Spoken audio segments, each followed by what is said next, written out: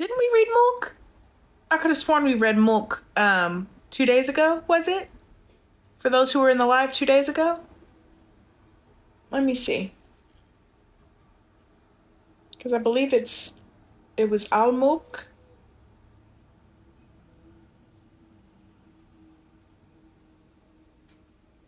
And was it like 50 or what was it?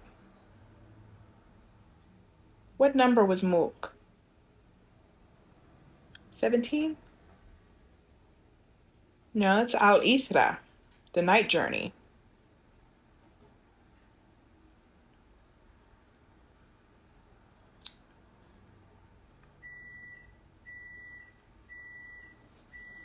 Come along with me real quick. The cookies are ready. I didn't time my cookies right, so I got to take them out of the oven before they burn. I'm sorry. Just going to take a brief field trip real quick to my kitchen to take out these cookies. Yeah. I got it. All right.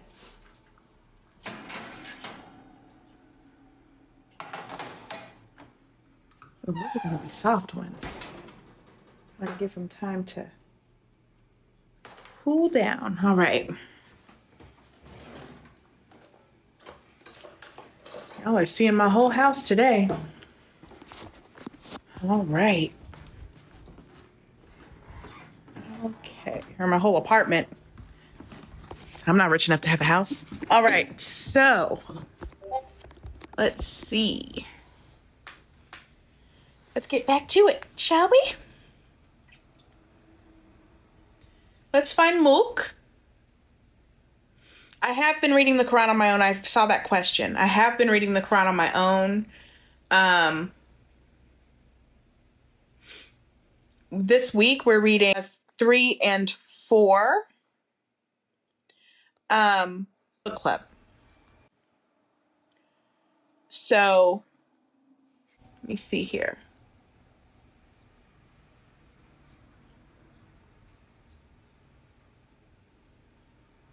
Sorry, y'all gonna have to. Oh, there it is, 67. I don't know why I thought it was 77, but 67 is Al Mulk. There's 30 ayahs. I think we already did read this, but I'll read it again because it seems like that's a favorite of a lot of people.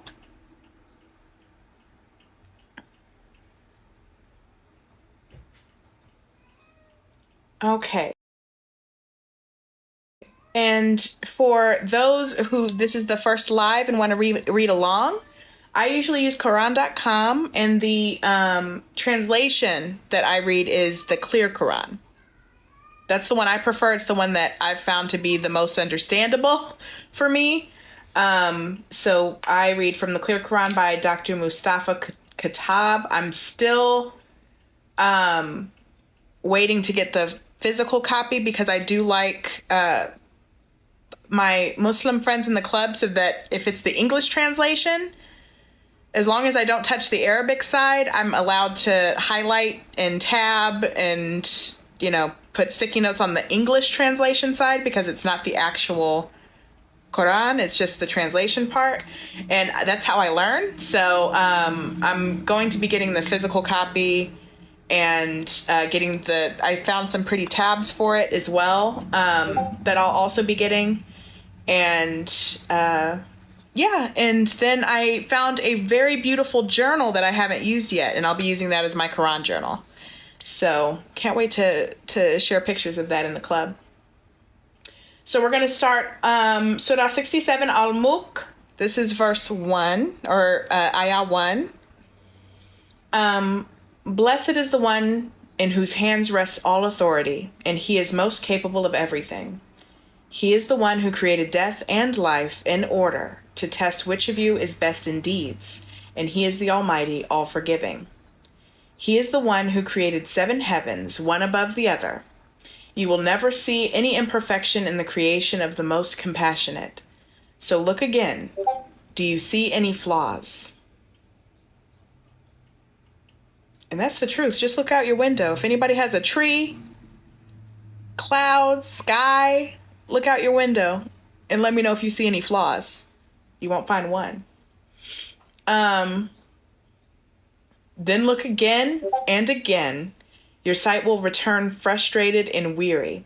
And indeed, we adorned the lowest heaven with stars like lamps, and made them as missiles for stoning, eavesdropping devils, for whom we have also prepared the torment of the blaze. That's right, we did.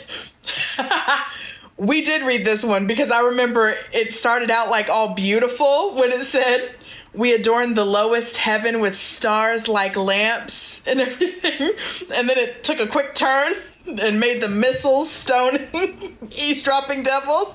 I remember I was caught off guard. So we did read this one a couple days ago, but I'll continue. We'll continue to read. Those who disbelieve in their Lord will suffer the punishment of hell. What an evil destination. When they are tossed into it, they will hear its roaring as it boils over, almost bursting in fury. Every time a group is cast into it, its keepers will ask them, did a warner not come to you? They will reply, yes, a warner did come to us, but we denied and said, Allah has revealed nothing. You are extremely astray. And they will lament, if only we had listened and reasoned, we would not be among the residents of the blaze. And so they will confess their sins, so away with the residents of the blaze. Indeed, those in awe of their Lord without seeing him will have forgiveness and a mighty reward. And there's a note here. I always like reading the notes because it offers a bit more clarification.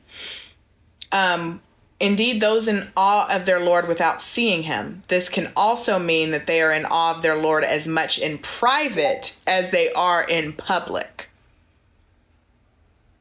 Because how many people of faith have you seen that will go about the mouth in public, singing God's praises, but then when they're in private, it's a different story. When they're in private, they do some wicked deeds, or vice versa. They will be of faith in private, and then to fit in with their friends or to just not be seen differently, they'll deny being of faith at all. Whether you speak secretly or openly, he surely knows best what is hidden in the heart. How could he not know his own creation? For he alone is the most subtle, all-aware. He is the one who smooths out the earth for you. So move about in its regions and eat from his provisions. And to him is the resurrection of all. Do you feel secure that the one who is in heaven will not cause the earth to swallow you up as it quakes violently? Or do you feel secure that the one who is in heaven will not unleash upon you a storm of stones? Only then would you know how serious my warning was. That reminds me of Lot, Sodom and Gomorrah, when they said they released stones of red clay, or in other words, bricks. Started raining bricks. Imagine. Ouch. And certainly those before them denied as well. Then how severe was my response? I'm sorry, y'all. People in Discord keep tagging me, which I love reading later, but right now it's kind of making noise. Have they not seen the birds above them spreading and folding their wings? None holds them up except the most compassionate. Indeed, he is all-seeing of everything. You know what that reminded me of? Someone in the club, was it Jalski? So there's a favorite member of the club named Jalski. He has the voice of an angel. Like his voice is very deep. We keep telling him he should start like narrating audiobooks because his voice is just phenomenal. But I think it was him who said, faith is like, I'll have to ask him about it, but he was saying like faith is like a bird where even if one wing is off, like he spread it in 3 portions. He said there was some scholar that said this, but there were three portions of faith, and if one wing is off, that bird's not going to fly. Or if the other wing is broken, the bird's not going to fly. Or the middle part for the balance of the bird is not going to fly. I'm going to have to look it up. I'm sorry if I wasted time. I thought I had it in my mind, and then it just... But continuing on.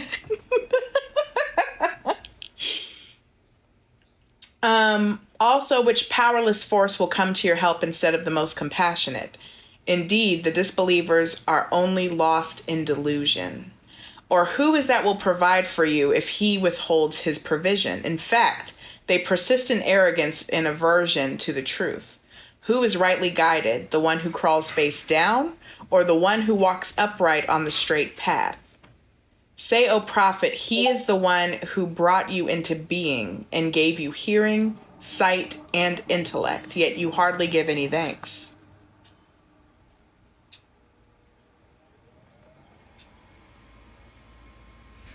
That's a word. Also say, he is the one who has dispersed you all over the earth, and to him you will all be gathered. Still, they ask the believers, when will this threat come to pass, if what you say is true? Say, O prophet, that knowledge is with Allah alone, and I am only sent with a clear warning. Then when they see the torment drawing near, the faces of the disbelievers will become gloomy, and it will be said to them, this is what you claimed would never come.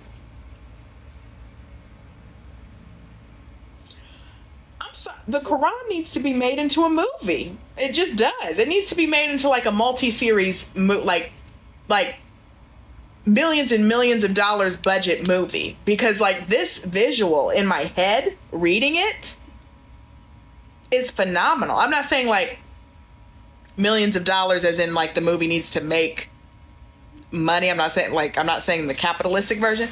I'm saying that's how much quality needs to go into this movie to match the visuals that are going through my head right now. I'm just envisioning all of this.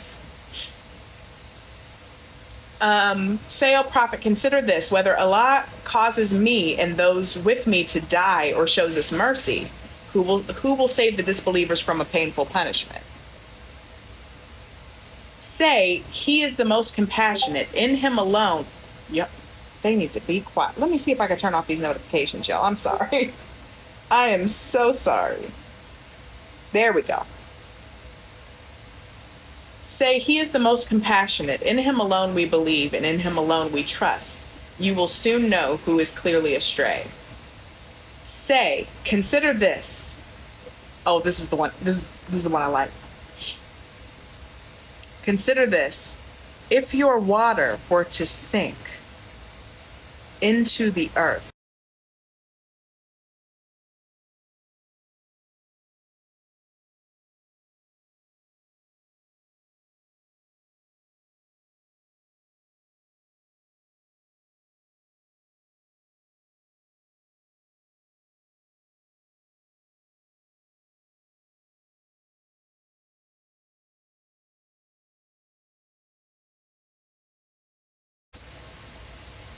if the fresh water were to salt up, who's going to save you then? If there were no seed left to grow food, you think a single human would be able to figure that out? You're tripping. The only being, the only existence that could possibly bring life back to the earth once it is taken is Allah. That's what I got from this surah. Like, show some respect. You can't do the same, can you? No.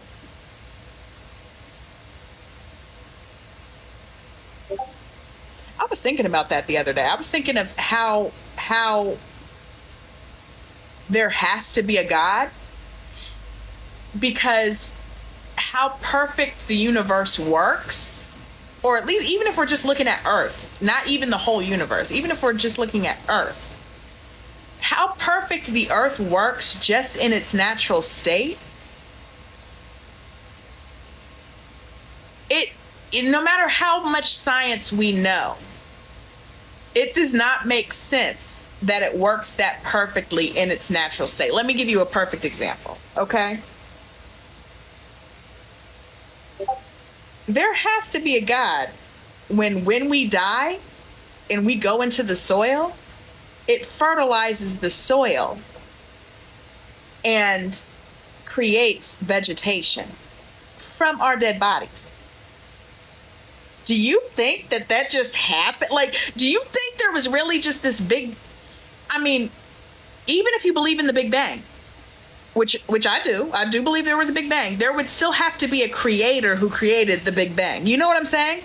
And there would still have to be some type of planning or thought that goes into that to make everything work so perfectly. Because it doesn't make sense. How many asteroids, we are in like an asteroid belt almost. How many asteroids pass by our Earth all the time? And it hasn't been destroyed? It hasn't been obliterated yet? And the Earth has been around for billions of years already? Or millions of years already? No, billions of years. It's like 4 billion years, I believe it is. Listen.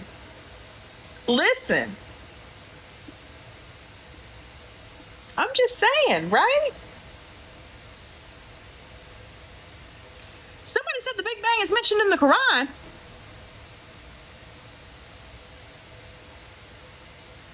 Where?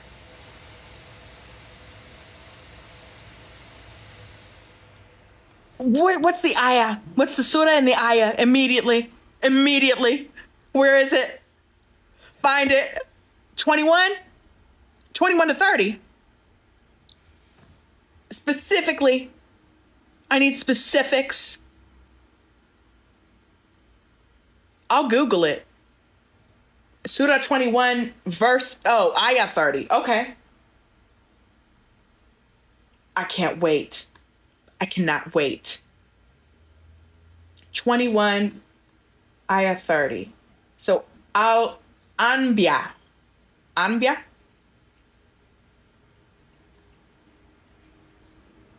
Let me know who wants to learn Arabic with me on Duolingo or be my friend on Duolingo.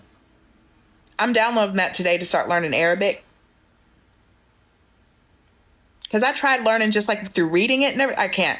I need something else. I need an app to teach me. So let me know if y'all want to be my friend on Duolingo and help or learn Arabic with me for those who are learning Arabic as well. Because I heard you can't get the full effect of the Quran, or you can't understand the Quran in its entirety, even with the best of translation, because Arabic is so multi-meaning. Like, words have multiple meanings, and until you can study Arabic, you can't really study the Quran in its entirety. Like, you can get a basic understanding through translation, but you're never going to get the full impact of the Quran unless you know Arabic. So I'm going to learn Arabic.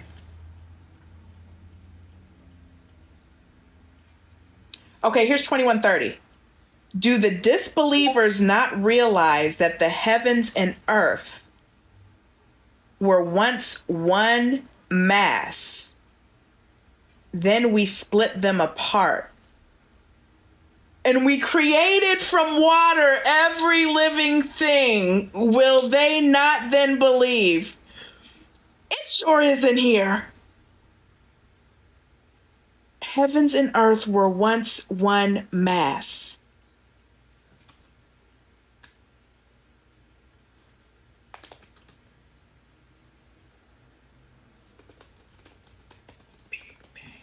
Theory discovered in science. 1927. Amen. Amen. Not until 1927 I know that's right.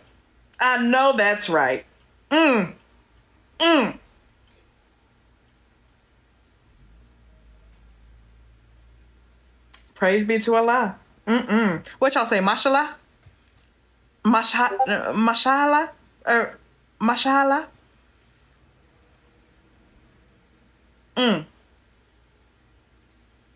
I know that's right. I got to take a moment. 1927. And this was written 1400 years ago. I know that's right.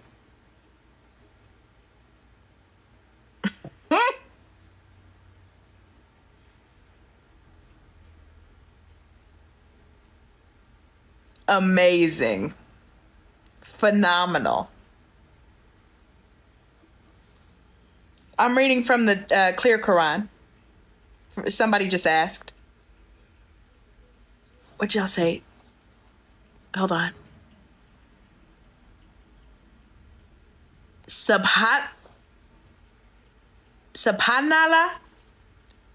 Subhanallah? Or Subhanallah? Subhanallah? Ah, yes. I feel it. I feel the blessing behind that statement. Subhanallah. Yes. It's just on the tongue. It's so pleasing. It's so pleasing.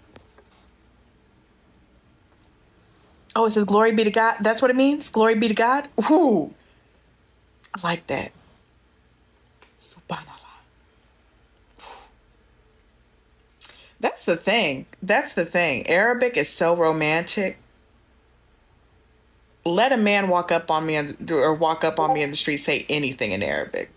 He's my husband that day. Guaranteed. Listen. Listen. All right, let me see. Any other recommendations for surahs?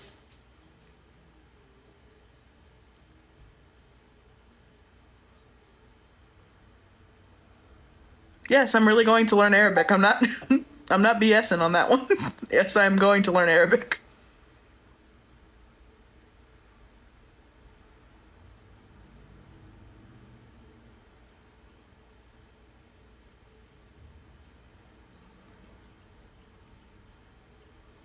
Abia?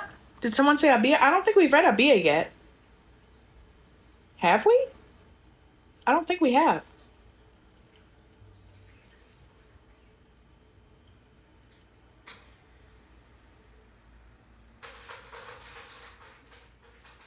Sorry, y'all, that's my ice maker. I don't know if y'all could hear it, but just in case.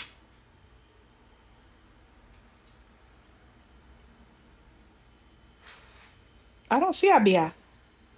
What surah is that? Yasin. Didn't we already read? Didn't we already read Yasin?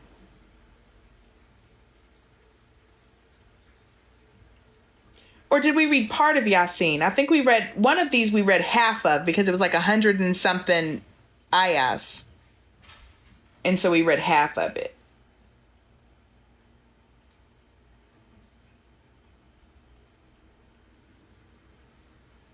I just know you. I just know still to this day, Yusuf is my favorite one, and I've probably read 12 surahs so far. Yusuf is still my favorite one. That one makes me cry every single time. I read it like twice. It makes me cry at least 3 to 4 times every single time. Rahman. I think we listened to Rahman's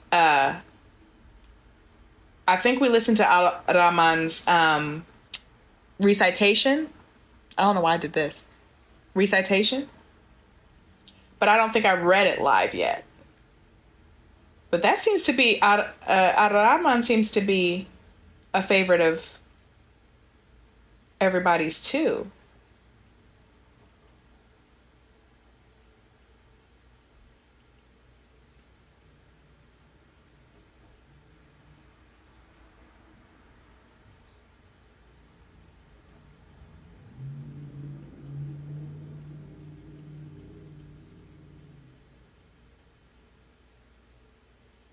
What is Ar-Rahman's? What is it translation to, or what does it translate to? Let me go back to the other screen. 70, or no, it's 55. The beneficent. Beneficent? But yeah, the beneficent. Who's that, I wonder? Let's find out. The I could have sworn I got rid of y'all. Let me mute. This is my other book club. I would never say got rid of y'all for the World Religious Book Club. This is my heathens. This is my other book club, the Romance Book Club. Lord, let me tell you, I've had that book club for over a year now. They're just a crazy bunch. Okay. The most compassionate taught the Quran, created humanity, and taught them speech. The sun and the moon travel with precision. The stars and the trees bow down in submission. As for the sky, he raised it high and set the balance of justice, so that you do not defraud the scales. Weigh with justice and do not give short measure. He laid out the earth for all beings. In it are fruit, palm trees, and date stalks, and grain with husks and aromatic plants. Then which of your Lord's favors will you humans and jinn both deny? Wait, we read this? We read this. We read all of this because I said it was like a question answer type thing, or question response type thing. Because after each one, it's then which of your Lord's favors will you both deny? That happens like after each one. So since we already read this twice, because I read it out loud and we did the recitation, I'll take another. And we read Maryam as well. Anmal? Did we read that one? Nama? Anama?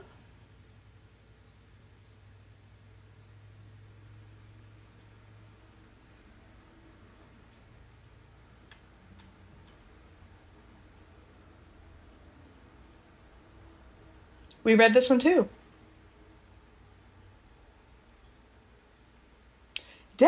I've read a lot. Dang.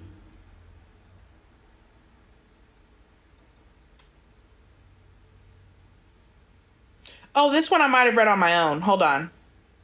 I don't think I read this on live.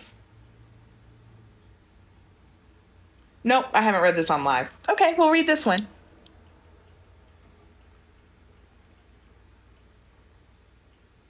Tashin, these are the verses of the Quran, the clear book.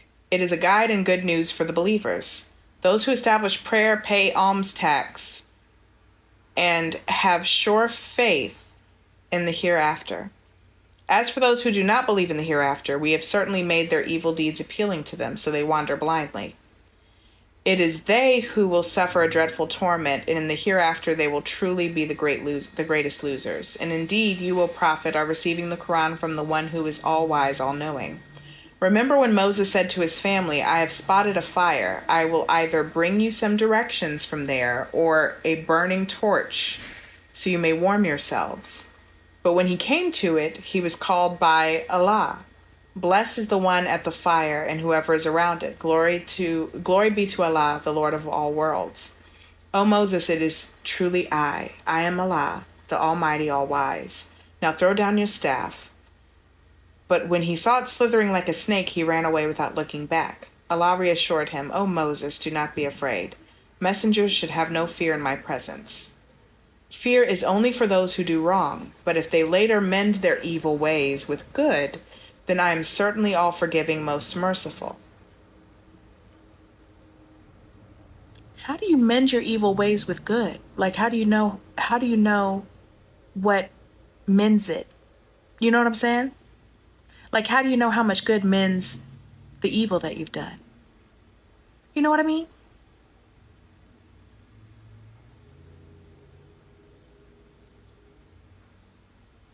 Oh, it means to not do bad things anymore. Oh, repent. That makes sense.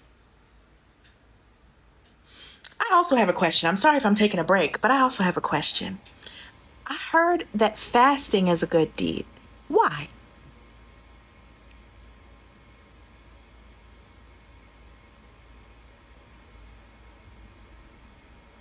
Why is fasting a good deed?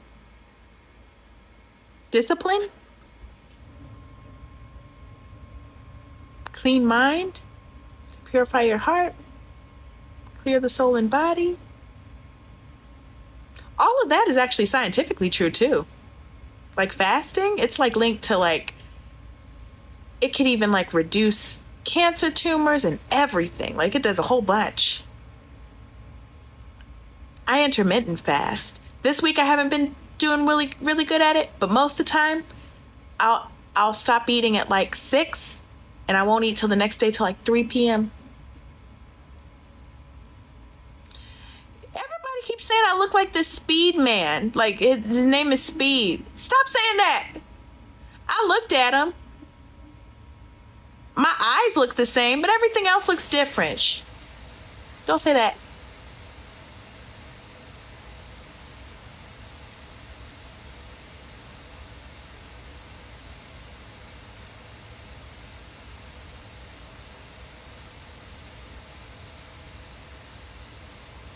Okay.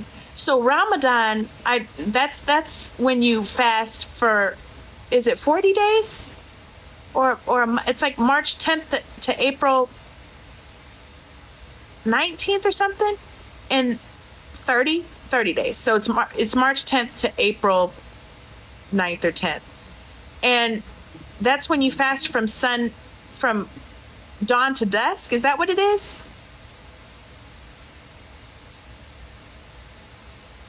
Oh, every year it's different? Sunrise to sunset. Oh, that's not hard at all. Sunrise to sunset? Now that I'm used to intermittent fasting, I could do that. I could do sunrise to sunset. For 30 days? Deal. Oh, that was good timing. Whoever did the cap, thanks. I said, deal. And it's like, okay. So, now put your hand through the opening of your collar. It will come out shining, white, unblemished. These are 2 of 9 signs for Pharaoh and his people. They have truly been rebellious people. I find it interesting because, like, in the book of Moses, or when they were talking about Musa in another book, it said, put your hand under your arm and it'll come out glowing white. And then this one said, now put your hand through the opening of your collar and it will come out shining white and unblemished. So that also is indicative of Arabic meaning more than one thing, because it seems like it was translated one way in one part of the Quran and then it was translated another way in another part. I'm beginning to understand. I know I seem ditzy sometimes, but I'm smart. I'm smart, guys. These are 2 of the 9 signs for Pharaoh and his people. They have truly been a rebellious people. But when our enlightening signs came to them, they said, this is pure magic. And although their hearts were convinced the signs were true, they still denied them wrongfully and arrogantly. See then what was the end of the corruptors. Indeed, we granted knowledge to David and Solomon, and they said in acknowledgement, all praises for Allah, who has privileged us over many of his faithful servants. And David was succeeded by Solomon, who said, O people, we have been taught the language of birds and been given everything we need. This is indeed a great privilege. Solomon's forces of jinn, humans, and birds were rallied for him, perfectly organized. What?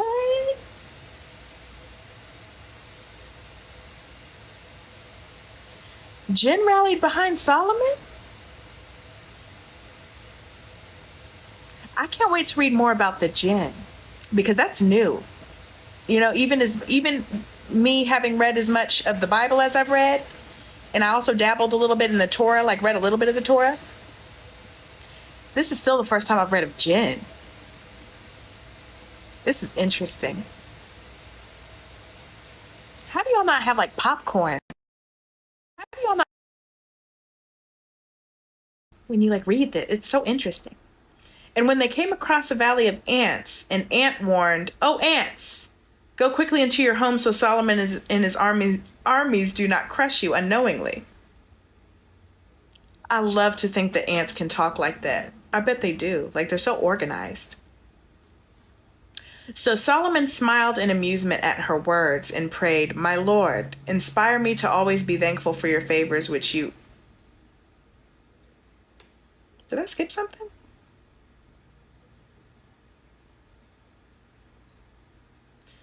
So Solomon smiled in amusement at her words. Who's her?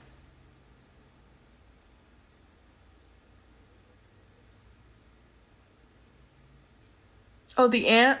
Oh, oh, this is cute. This is cute. Oh. So Solomon smiled in amusement at her words and prayed, "My Lord, inspire me to always be thankful for your favors, which you have blessed me and my parents with, and to do good deeds that please you.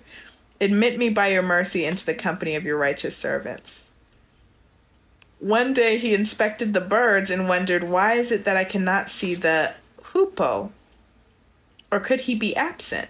I will surely subject him to a severe punishment or even slaughter him unless he brings me a compelling excuse."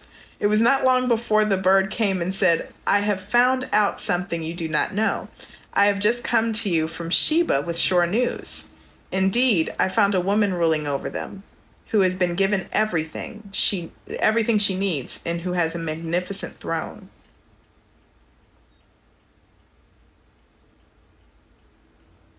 The Queen of Sheba is known in Islamic tradition as Bilqis or Bilqis.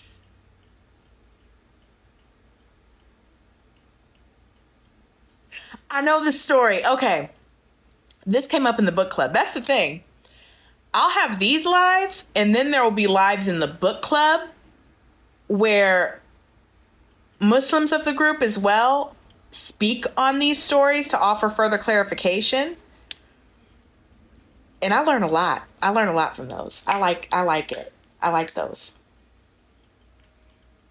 So I learned about this story in the book club. I can't wait to actually like read it though. "I found her and her people prostrating to the sun instead of Allah, for Satan has made their deeds appealing to them, hindering them from the right way and leaving them unguided. So they do not prostrate to Allah, who brings forth what is hidden in the heavens and the earth, and knows what you all conceal and what you reveal. He is Allah, there is no God worthy of worship except him, the Lord of the mighty throne." Solomon said, "We will see whether you are telling the truth or lying. Go with this letter of mine and deliver it to them. Then stand aside and see how they will respond." The queen later announced, "O chiefs, indeed a noble letter has been delivered to me. It is from Solomon and reads, 'In the name of Allah, the most compassionate, most merciful. Do not be arrogant with me, but come to me, fully submitting to Allah.'" She said, "O chiefs, advise me in this matter of mine, for I would never make any decision without you." They responded, "We are people of strength and great military might, but the decision is yours, so decide what you will command." She reasoned, "Indeed, when kings invade a land, they ruin it and debase its nobles. They really do so. But I will certainly send him a gift and see what response my envoys will return with." There's a note here, sorry. She wanted to test Solomon to see if he was only a king, so he would be satisfied with a tribute, or a prophet who would only settle with submission to the true God. See, that's why notes are so important, because with that initial, "but I will certainly send him a gift and see what response my envoys will return with," I wouldn't have gotten that additional context. So that's why I also recommend the Clear Quran for those of you who don't know Arabic yet and who are just looking for understanding. This has been a very easy one to understand because it has the extra cliff notes or the footnotes with it. When the chief envoy came to him, Solomon said, "Do you offer me wealth? What Allah has granted me is far greater than what he has granted you. No, it is you who rejoice in receiving gifts. Go back to them, for we will certainly mobilize against them forces which they can never resist, and we will drive them out from there in disgrace, fully humbled."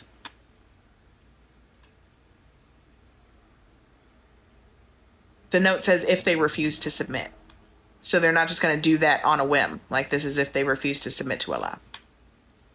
Solomon asked, "O chiefs, which of you can bring me her throne before they come to me in full submission?"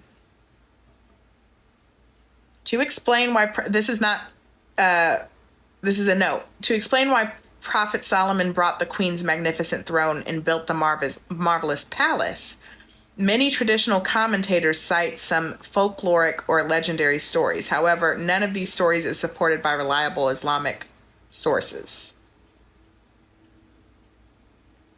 One mighty jinn responded, "I can bring it to you before you rise from this council of yours, and I am quite strong and trustworthy for this task." But the one who had knowledge of the scripture said, "I can bring it to you in the blink of an eye."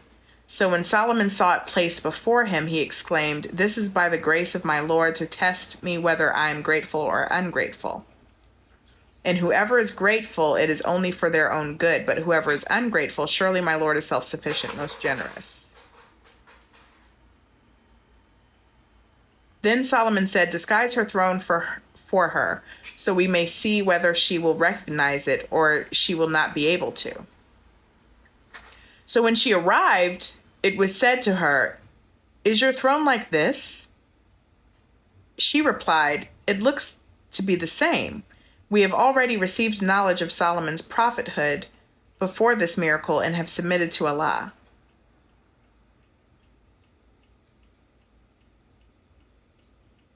Oh, because he had refused her tribute.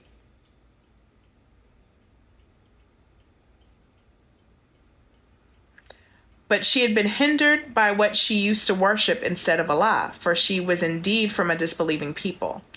Then she was told, "Enter the palace." But when she saw the hall, she thought it was a body of water, so she bared her legs. Solomon said, "It is just a palace paved with crystal." "At last," she declared, "my Lord, I have certainly wronged my soul. Now I fully submit myself along with Solomon to Allah, the Lord of all worlds."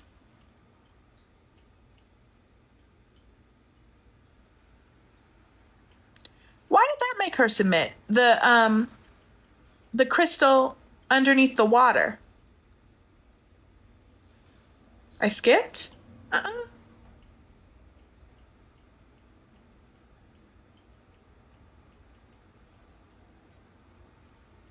No, I didn't. The crystal looked like water?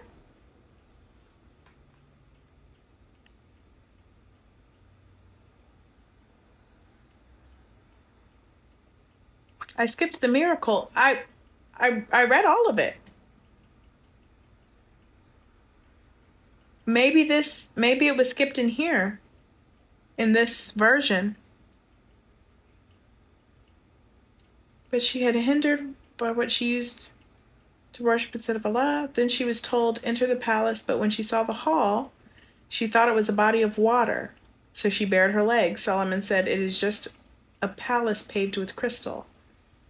At last she declared, "My Lord, I have certainly wronged my soul. Now I fully submit myself along with Solomon to Allah, the Lord of all worlds.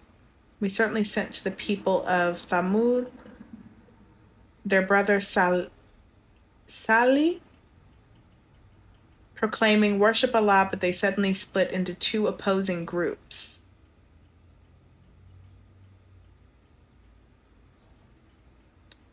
Oh.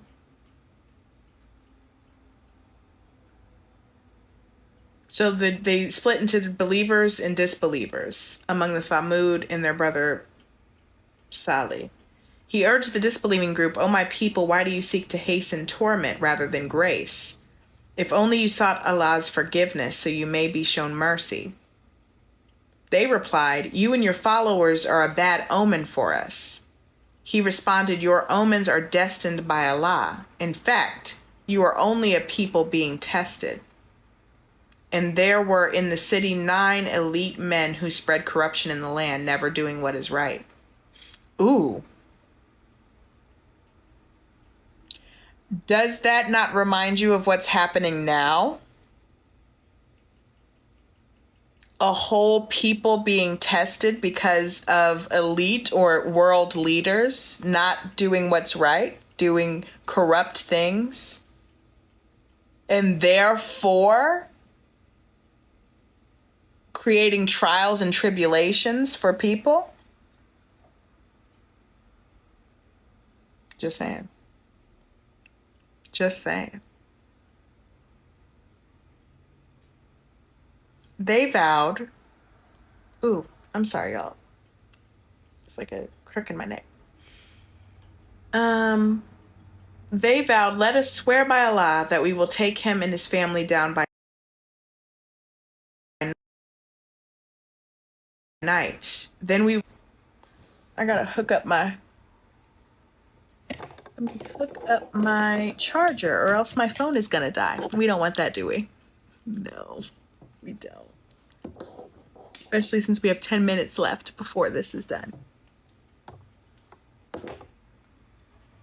Okay.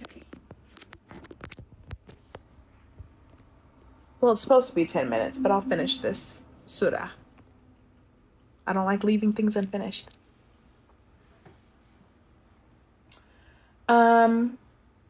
They vowed, let us swear by Allah that we will take him and his family down by night. Then we will certainly say to his closest heirs, we did not witness the murder of his family. We are definitely telling the truth. And so they made a plan, but we too made a plan while they were unaware. See then what the consequences of their plan were. We utterly destroyed them and their people altogether. So their homes are there, but completely ruined because of their wrongdoing. Surely in this is a lesson for people of knowledge. And we delivered those who were faithful and were mindful of Allah. And remember Lot when he rebuked the men of his people. Do you commit the shameful deed while you can see one another? Do you really lust after men instead of women? In fact, you are only a people acting ignorantly. But his people's only response was to say, expel Lot's followers from your land. They are a people who wish to remain chaste. So he delivered him and his family, except his...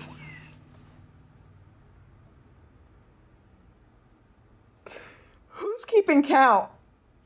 Who's keeping count of the beef of Lot's wife? Who's been in... Ooh, I just poked myself in the eye. Who's been in all these lives? How many times did except his wife come up? I'm telling you, Allah and the angels have so much beef with Lut's wife. It's personal. It is personal. So we delivered him and his family except his wife. We had destined her to be one of the doomed. And we poured upon them a rain of brimstone. How evil was the rain of those who had been warned. Say, O Prophet, praise be to Allah and peace be upon the servants he has chosen. Ask the disbelievers, which is better, Allah or whatever gods they associate with him? Or ask them, who created the heavens and the earth and sends down rain for you from the sky, by which we cause delightful gardens to grow? You could never cause their trees to grow. Was it another God besides Allah? Absolutely not. But they are a people who set up equals to Allah. Or ask them, who made the earth a place of settlement, caused rivers to flow through it, placed firm mountains upon it, and set a barrier between fresh and salt bodies of water? Love that one. Was it another God besides Allah? Absolutely not, but most of them do not know. Or ask them, who responds to the distressed when they cry to him, relieving their affliction, and who makes you successors in the earth? Is it another God besides Allah? Yet you are hardly mindful. Or ask them, who guides you in the darkness of the land and sea, and sends the winds ushering in his mercy?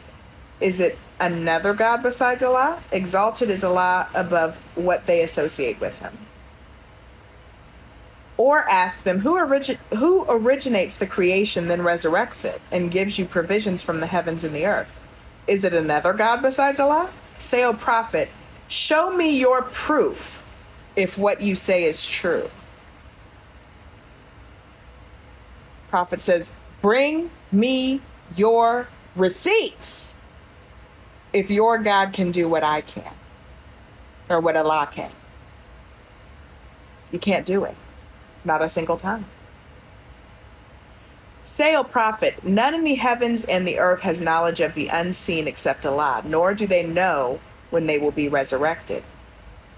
No, their knowledge of the hereafter amounts to ignorance. In fact, they are in doubt about it. In truth, they are totally blind to it.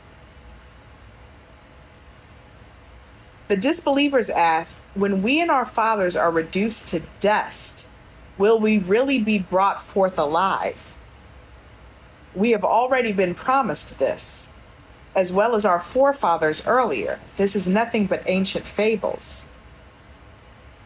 Say, O prophet, travel throughout the land and see the fate of the wicked.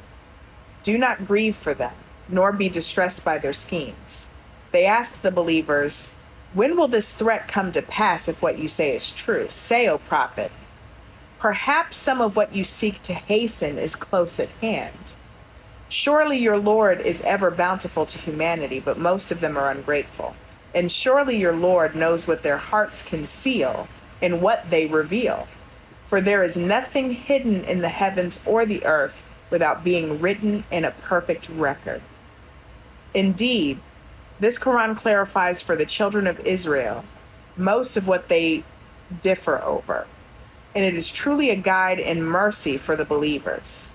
Your Lord will certainly judge between them by his justice, or he is the Almighty, all-knowing. So put your trust in Allah, for you are surely upon the path of clear truth. You certainly cannot make the dead hear the truth, nor can you make the deaf hear the call when they turn their backs and walk away.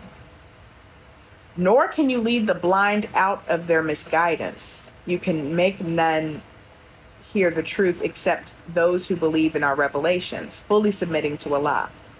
And when the decree of the hour comes to pass against them, we will bring forth for them a beast from the earth, telling them that the people had no sure faith in our revelations. Watch for the day we will gather from every faith community a group of those who denied our revelations, and they will be driven in ranks. When they finally come before their Lord, he will ask them, did you deny my revelations without even comprehending them? Or what exactly did you do? Questions that need answers. And the decree of torment will be justified against them for their wrongdoing, leaving them speechless. Do they not see what we made the night for them? Do they not see that we made the night for them to rest in and the day bright? Surely in this are signs for those who believe. And beware of the day the trumpet will be blown, and all those in the heavens and all those on the earth will be horrified to the point of death, except those Allah wills to spare, and all will come before him fully humbled. Now you see the mountains thinking they are firmly fixed, but they are traveling just like clouds. That is the design of Allah, who has perfected everything. Surely he is all aware of what you do.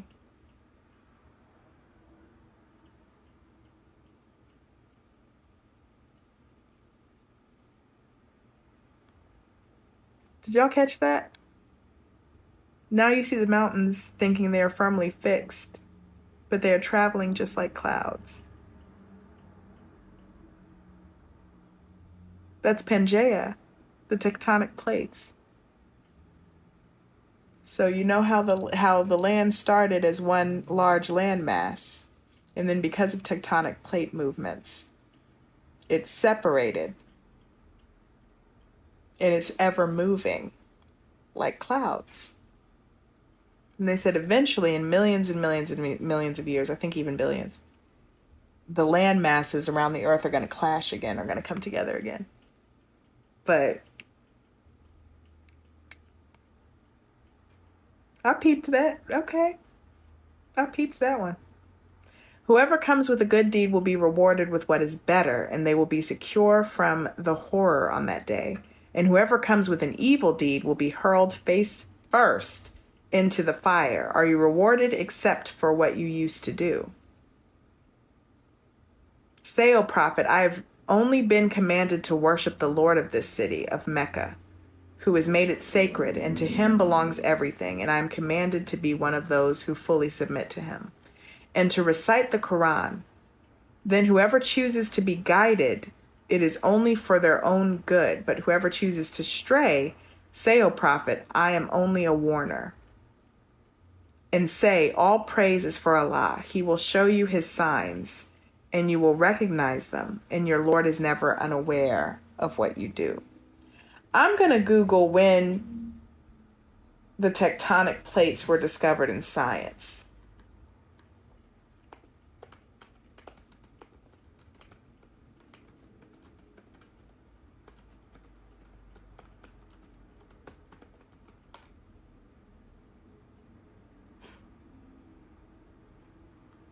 (1967).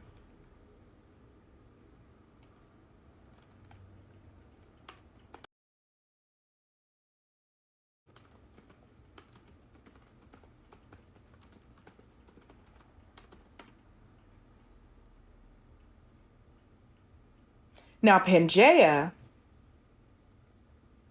that was back in 1912. So they did discover Pangea, or they did have the theory of Pangea prior to discovering tectonic plates and actually putting science to it.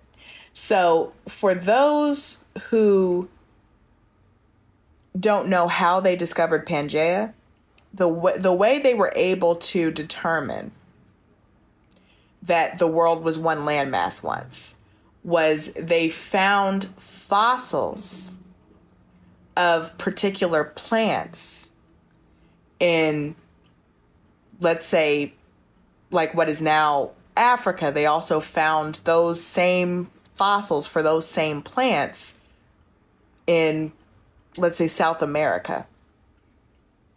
In the spot where if you put the two land masses together to conjoin them, that would be the only explanation why the fossils were found in the two separate places. And that's how they found it, throughout the world, and determined that all of the land masses, or all the different continents on Earth, were once combined into a single landmass, which they call Pangea, which the meaning is all lands. Interesting. Why is everybody saying 18? I missed verse 18.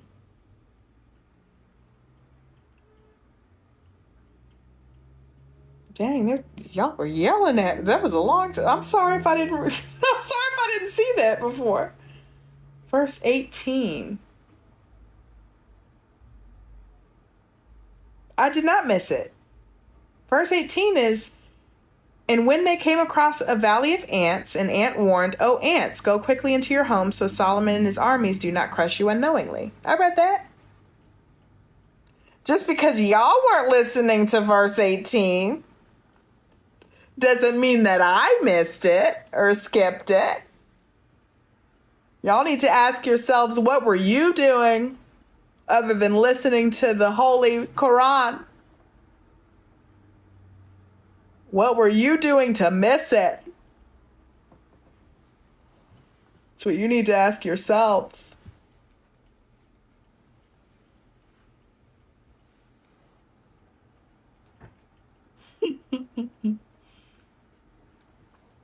I'm going to take a small break and try one of these cookies. Technically, we're supposed to be done by now because it was only supposed to be an hour, but I don't know. Anytime I start reading the Quran, I get kind of addicted. Like, I kind of want to just read more of it, especially when they have, like, fun facts. Let me see. It's always hit and miss with cookies. Is it going to be soft or is it going to be hard?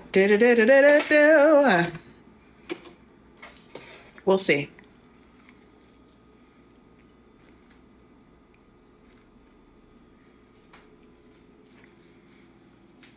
They're perfect. They're perfect.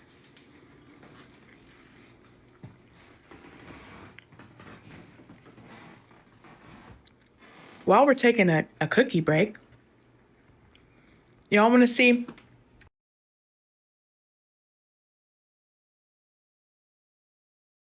today? I decorated for Christmas. I don't celebrate Christmas religiously because I wasn't brought up in religion, first of all. Second of all, I learned in history class years later that Jesus wasn't even born on December 25th. And that his birthday would have been more like closer to like summer. So I was like, why are we celebrating in December then? And then that's when his history teacher, who was like a registered historian, he was like, because that used to be a pagan holiday celebrating the winter solstice. And when the church took over, they knew that they couldn't stop the people from celebrating that holiday because they've been celebrating for centuries, like years and years and years. They weren't about to say, this is a sin, you can't celebrate it anymore, because they knew that wouldn't fly. Like, people would be like, we're going to be celebrating this holiday till the day we die. You know what I'm saying? So they repurposed it and said, okay, if you're going to celebrate anyway, then this is Christmas. And you're celebrating the birth of Jesus Christ. It literally had nothing to do with Jesus Christ at first. Isn't that interesting?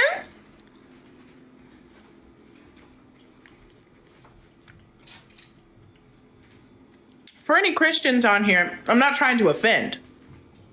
I'm just like pointing out historical facts. Also, wait till I tell you about original sin, like sex. Did you know that was added later? You want me to tell you about it? Prepare.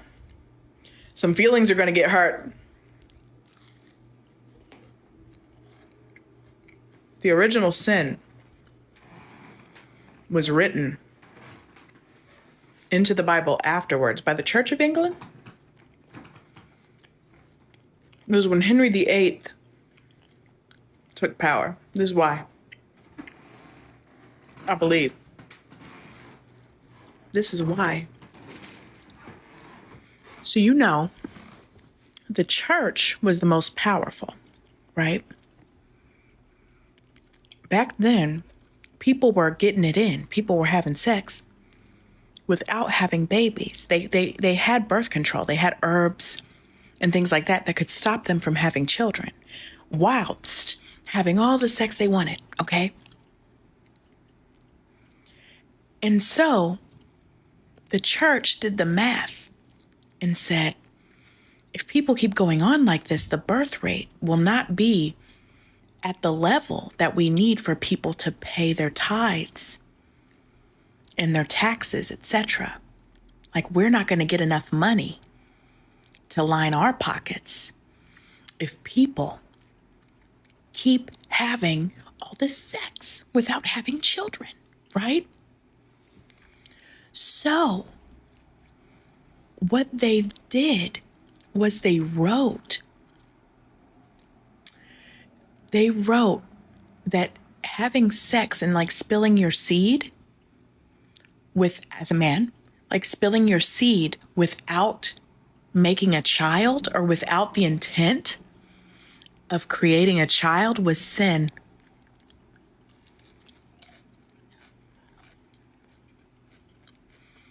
So then people still started getting it in because, you know, people kept having sex. People kept doing the nasty. They're going to. It's humans, you know. But then they just stopped using protection. Like, they stopped using herbs and stuff. So they were having mad babies. Mad babies.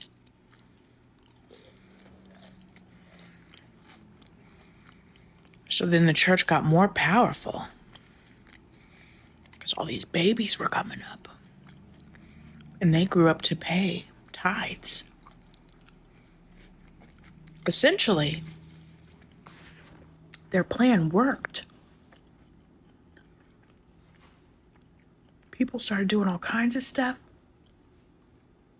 having their babies, blessing their babies in church, bringing their babies up in church, paying these tithes left and right, paying taxes left and right.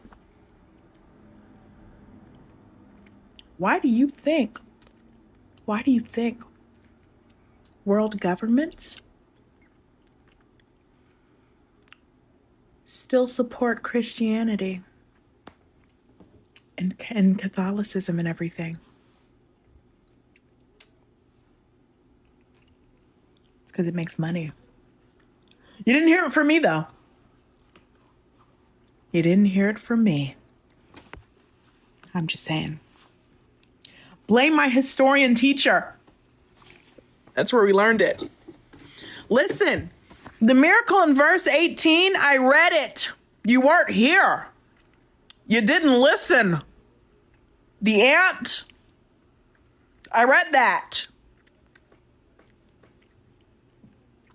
Y'all keep putting it on there. I read it.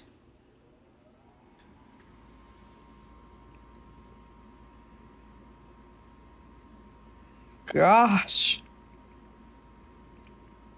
It's your fault. It's your fault for not being.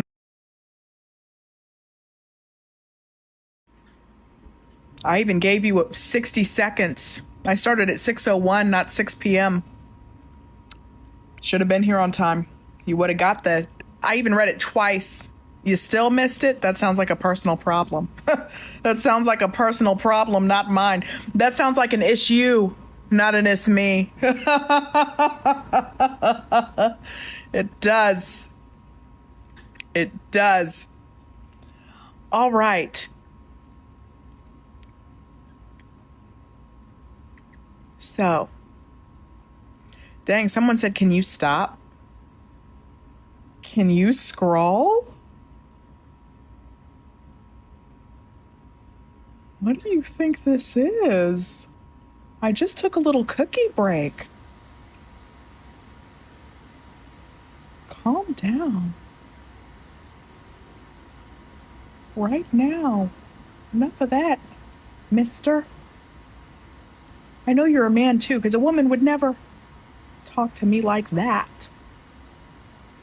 Goodness gracious sakes. All right.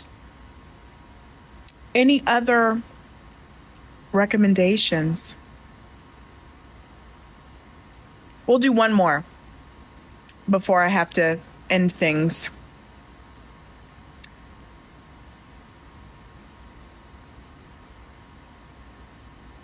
Why are y'all so obsessed with verse 18?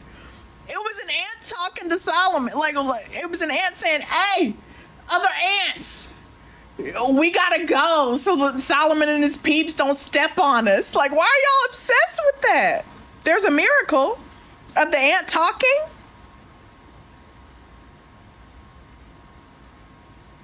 It's not about an ant. What you mean? It clearly says an ant.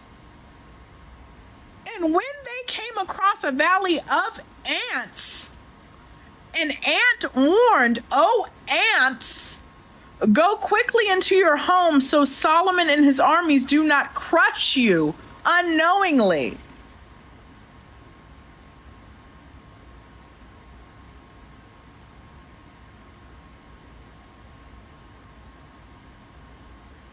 Crushing miracle. What do you mean?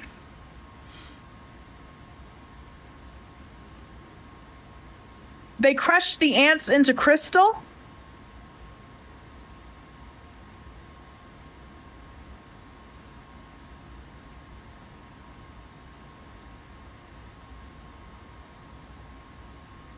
The ants were made of glass, so the crystal that Sheba walked on were ants?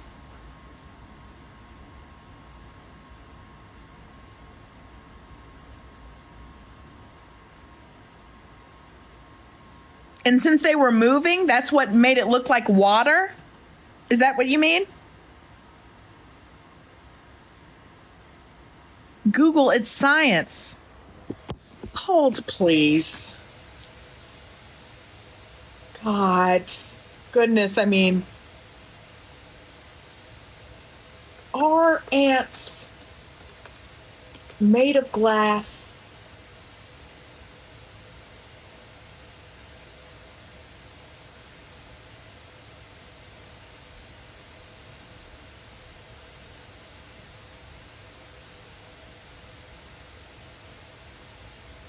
Why are y'all laughing?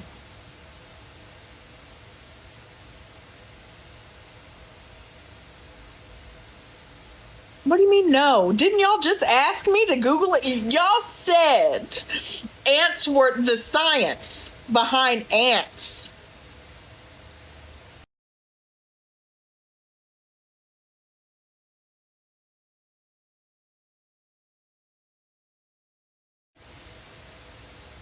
Their bodies crushed.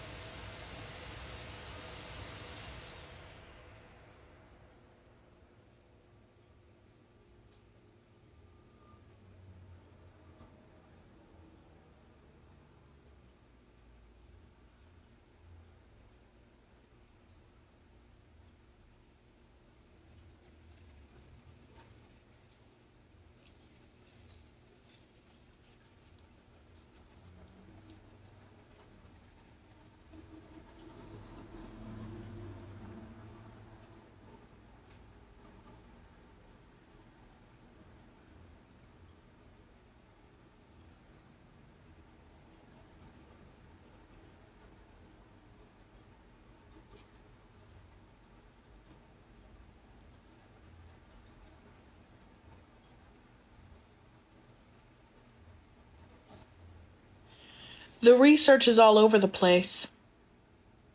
It's all over the place. There are some people that are saying their bodies are made of glass, but it's not a scholar source. It's not a scholarly source. The scholarly sources that I am seeing are saying their bodies are not made of glass. So what do you mean? What do you mean?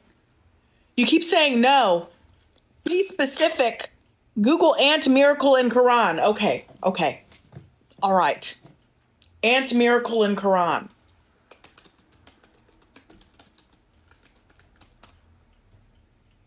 No, we're going to get down to the bottom of it because they're flooding my comments. I'm not going to leave this alone. You're flooding my comments with this. So I'm going to have to look at it until I figure this out.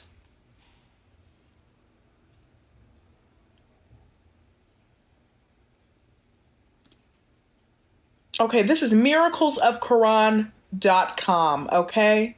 If it's not in here, it's not anywhere, all right? Gosh.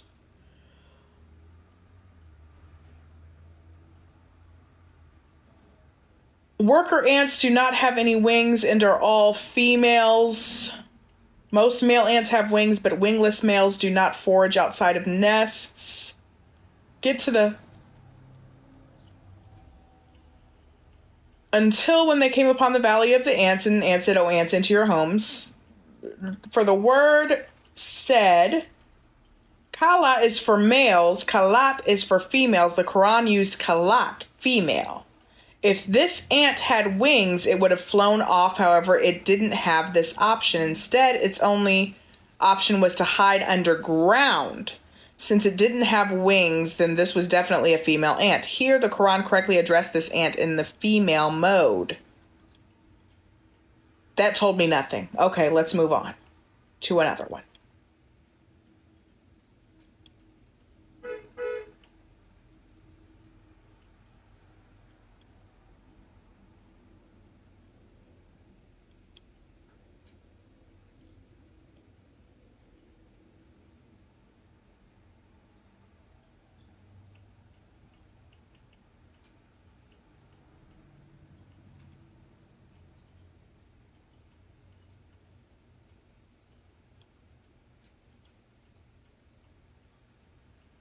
Scientists have discovered recently that ants are equipped with a strong external skeleton to protect and support the ant's fragile body, being inflexible. The ant skeleton gets crushed when pressed just as glass does. The recently discovered fact that ants' bodies can get crushed was reported to us in the Holy Quran, 14th century. Is that what y'all are talking about?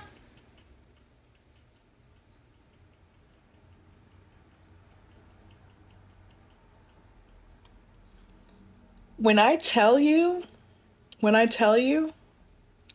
that was the most lackluster revelation. Like, I knew that.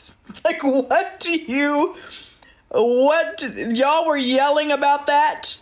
I knew ants had strong exoskeletons that can crush. I knew that.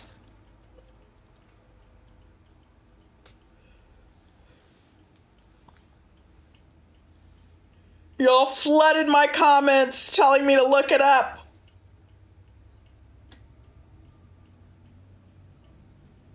For shame. For shame. Does anyone have another surah that you wish me to read that does not include ants?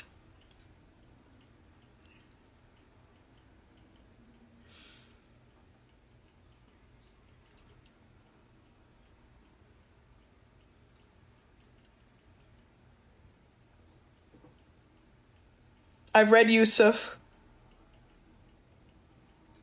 Y'all are really telling on yourselves. Do y'all read the Quran? Because y'all say the same surahs over and over again. There's 114. Why do y'all keep bringing up the same ones? Do y'all study it or not?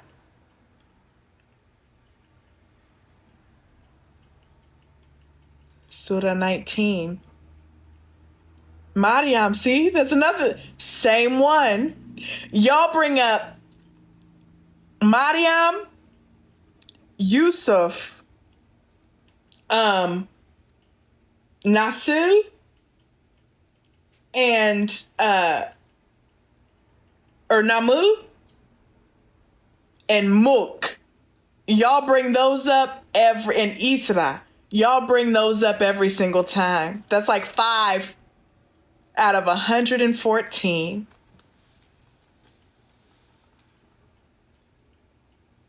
I saw 23. Muminun. Didn't I read that one?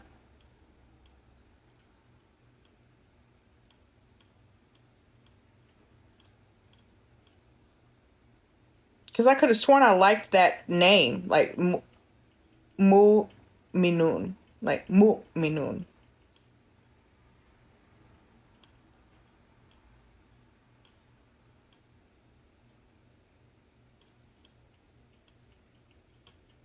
And that one translates to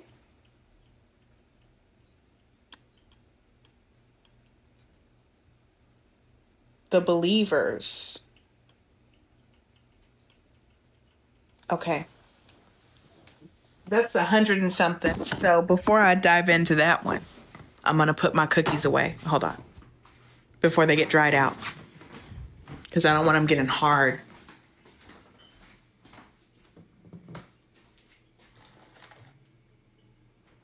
I'm going to fit this one.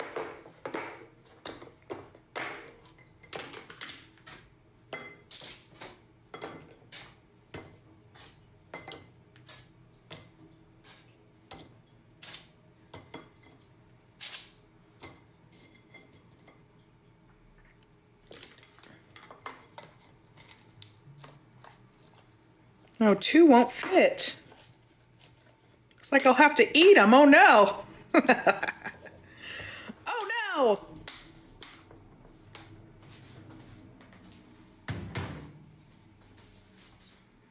Okay.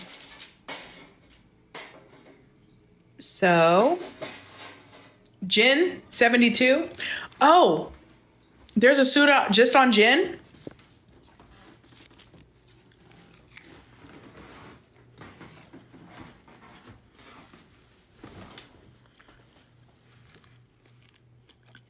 Y'all said 72.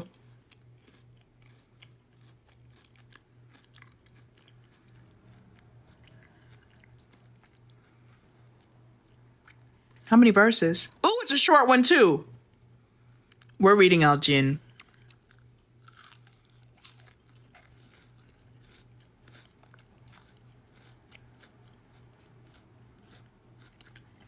All right.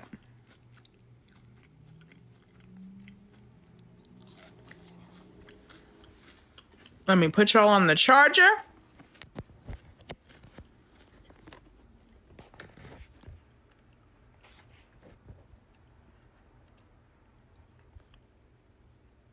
Oh, thank y'all for these little gifts. Y'all are so sweet. God dang.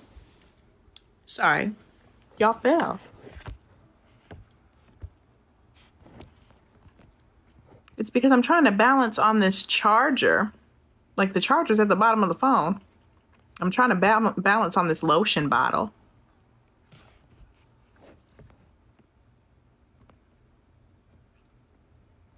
I didn't throw you, I promise. Okay. This ain't gonna work. Hold on. Let me see. Charger because I only have 3%. I was like, maybe I could take you off the charger for a little bit. No, I can't. It's at 3%. So I'm gonna have to, y'all gonna have to balance. Everybody hold still. So you don't fall. All right. Oh, see, somebody's dancing. Somebody didn't listen.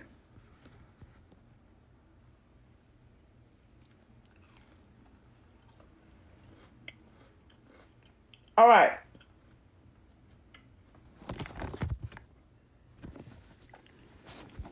I'm just gonna have to hold y'all. It is the Jinn.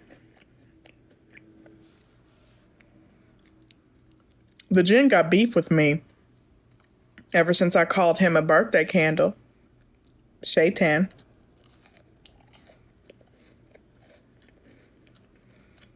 He got beef.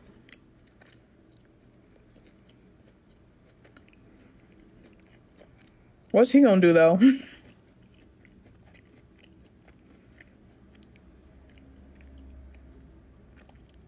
Nothing.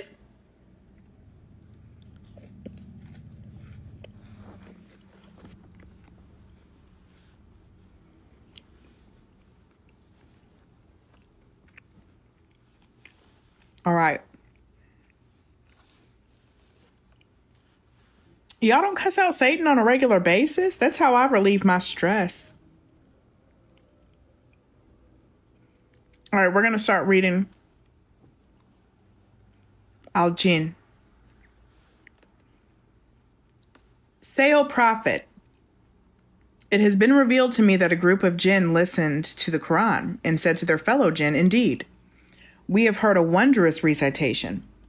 It leads to right guidance, so we believed in it, and we will never associate anyone with our Lord in worship. Now we believe that our Lord exalted is his... Now we believe that our Lord, exalted is his majesty, has neither taken a mate nor offspring, and that the foolish of us used to utter outrageous falsehoods about Allah. We certainly thought that humans and jinn would never speak lies about Allah, and some men used to seek refuge with some jinn. So they increased each other in wickedness. Jinn and humans used to do nasty stuff? Or are they talking about something else? See footnote for 6128. I'm sorry, I'm going to have to take a detour, because were they doing the nasty? Jinn and humans? How do you do the nasty with fire?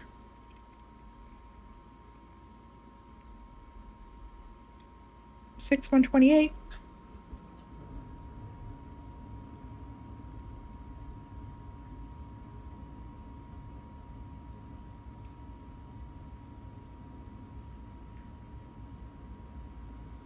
The jinn helped humans with magic while the jinn had a feeling of importance.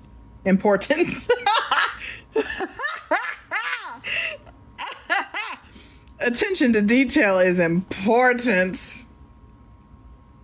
While the jinn had a feeling of importance when they had a human following. I see. I see.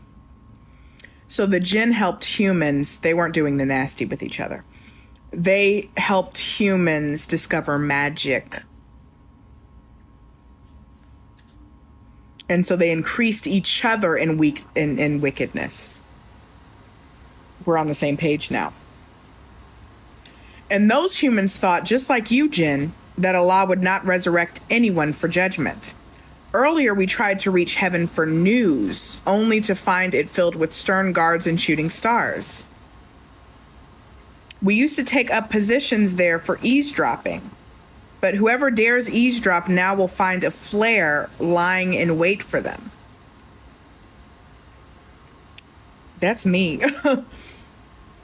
I need to stop eavesdropping, y'all. I straight up be at my window with my coffee just because I live on a busy street.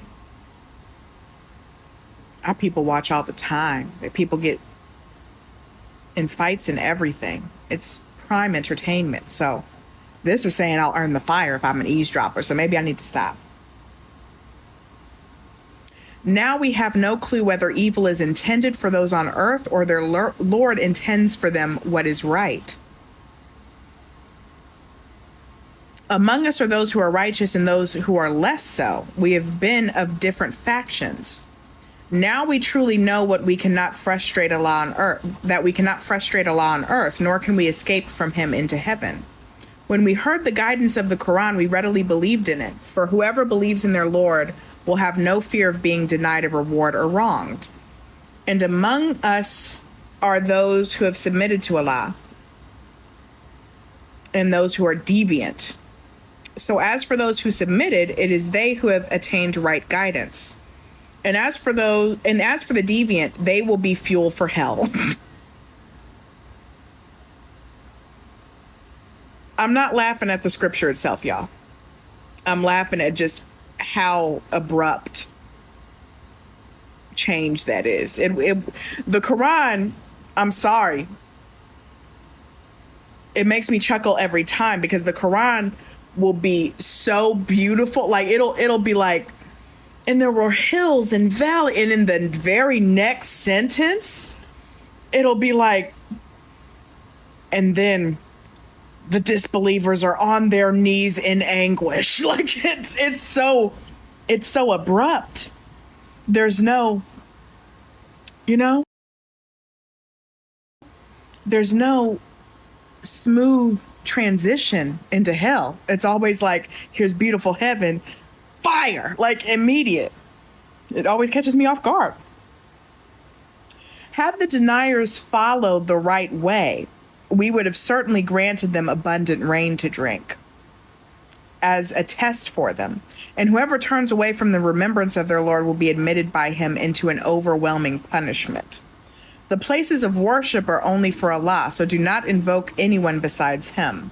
Yet when the servant of Allah stood up calling upon him alone, the pagans also swarmed over him. Say, O Prophet, I call upon my Lord, associating none with him in worship. Say, it is not in my power to harm or benefit you. Say, no one can protect me from Allah if I were to disobey him, nor can I find any refuge other than him. My duty is only to convey the truth from Allah and deliver his messages. And whoever disobeys Allah and his messenger will certainly be in the fire of hell, to stay there forever and ever. Only when they see what they have been threatened with will they know who is weaker in helpers and inferior in manpower. Say, I do not know if what you are promised is near or my Lord has set a distant time for it. He is the knower of the unseen, disclosing none of it to anyone, except messengers of his choice. Then he appoints angel guards before and behind them, to ensure that the messengers fully deliver the messages of their Lord, though he already knows all about them and keeps account of everything. I mean, you know what this reminds me of? You know what the Quran reminds me of? How it, like, no matter how beautiful things are in the Quran, it'll always remind you, like, but if you don't follow this, it's the fire for you, right? Have y'all ever read, there was a book called, it scarred me for life. It's called The Divine Revelation of Hell.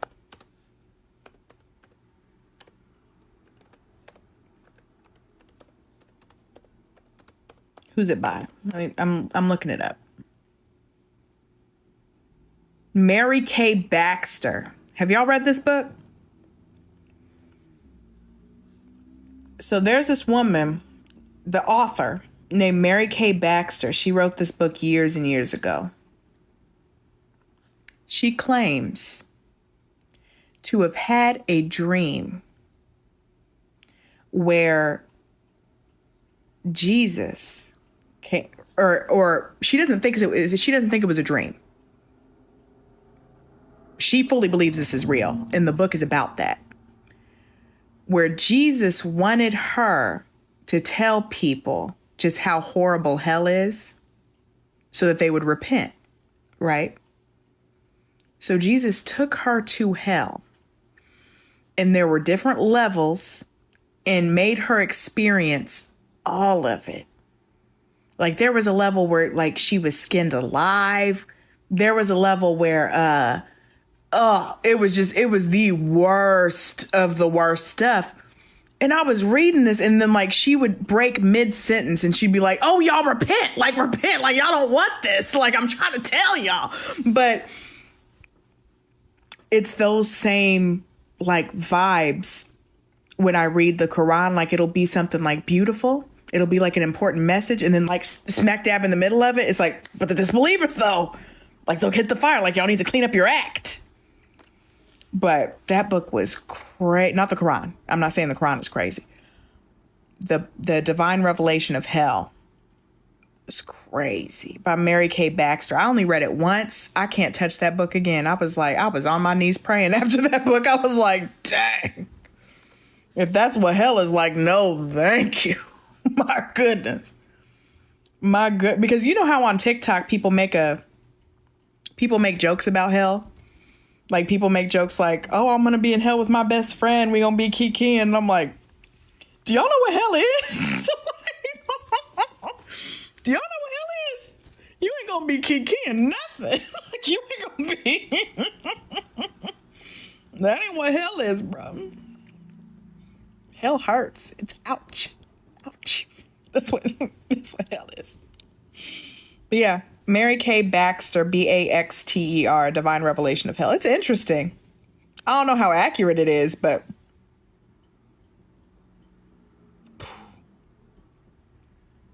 it was over a period of 30 nights. That's right. Like there would be some relief. Like she would go back to her regular life and then be brought back into hell. Like over a period of 30 nights, she experienced all of hell. But she said, this was what was interesting. She said hell was in the shape of a woman's body.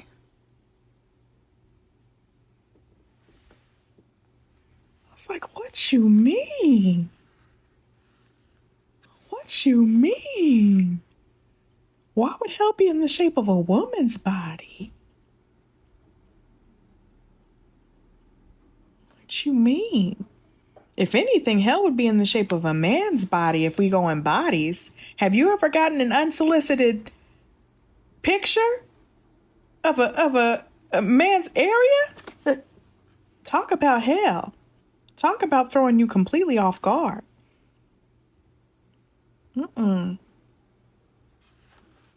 Anyway, I'm off guard. What other suggestions y'all got? Or I'm off subject.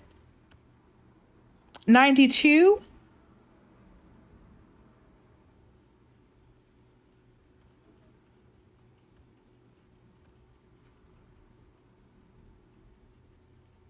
I'm getting every 96, 78. So, okay, now the readers of the Quran, the readers are in here. The readers. I've seen 96 multiple times, so I'm going to go to 96 to see what that is. Al-Alaq. Oh, this is only 19. There's only 19 ayats. Let's get into this one. Read, O Prophet, in the name of your Lord who created Ooh, they messed up. They put created twice. Somebody read from the original Quran, the Arabic. Is created put twice in 96, 1 and 2? Read, O prophet, in the name of your Lord who created humans from a clinging clot. Read, and your Lord is the most generous, who taught by the pen, taught humanity what they knew not. Most certainly one exceeds all bounds. Once they think they are self-sufficient, but surely to your Lord is the return of all. Have you seen the man who prevents a servant of ours from praying? Ooh, there's a note there. Abu Jahl was a staunch leader of the Meccan opposition to Islam. There are many authentic stories of his abuse of the Prophet. Ooh. I wonder if there's a book about that. What if this servant is rightly guided or encourages righteousness? What if that man persists in denial and turns away? Does he not know that Allah sees all? But no, if he does not desist, we will certainly drag him by the forelock, a lying, sinful forelock. What is a forelock? This refers to the frontal lobe of the brain, where reasoning is processed. They're going to drag him by the frontal lobe of the brain?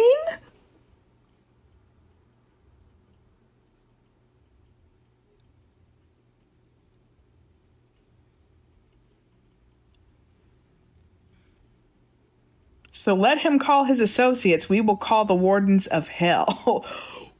Wow. Again, no, never obey him, O prophet. Rather, continue to prostrate and draw near to Allah. Dang. That one was rough. Who is this?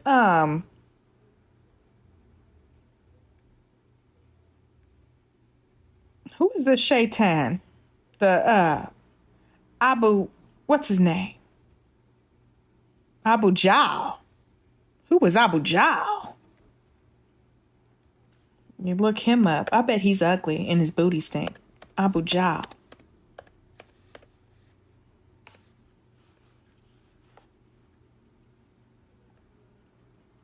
Any like paintings or depictions?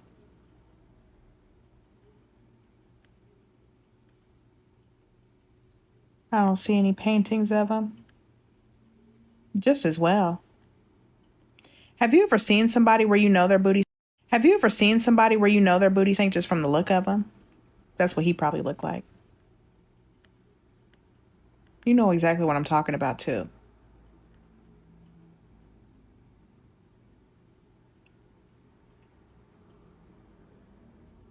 Somebody said 93.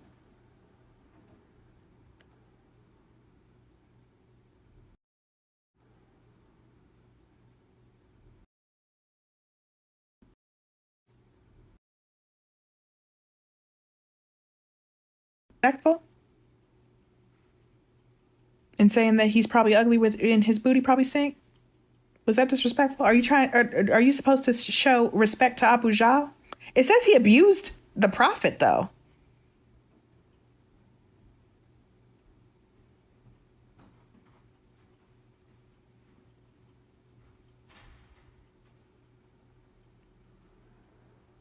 I could disrespect him all day, right?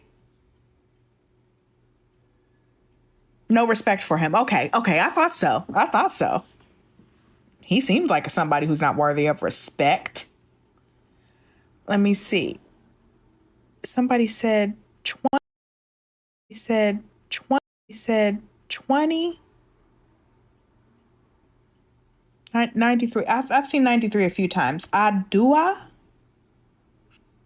Oh, this is only 11. Y'all be coming through with the short ones. By the morning sunlight and the night when it falls still, your Lord, O Prophet, has not abandoned you, nor has he become hateful of you. And the next life is certainly far better for you than this one. And surely your Lord will give so much to you that you will be pleased. Did he not find you as an orphan, then sheltered you? Did he not find you unguided, then guided you? And did he not find you needy, then satisfied your needs? So do not oppress the orphan, nor repulse the beggar, and proclaim the blessings of your Lord. Oh.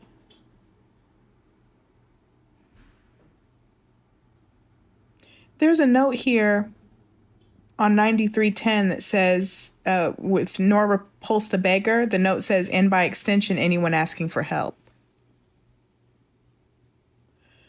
This one was sweet.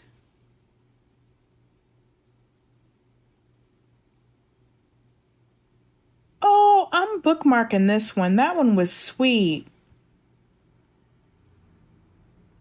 I liked that one. Let me bookmark this one.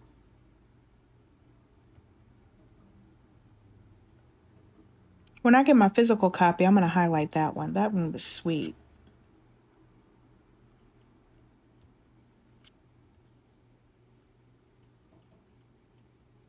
Do y'all read that when you're like facing hard times and stuff? I can imagine me turning to that one like anytime I feel like helpless, like all hope is lost. I could definitely see myself turning to that one.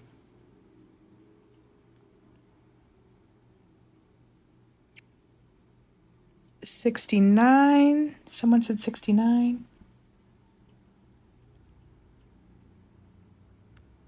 Al-Haqa.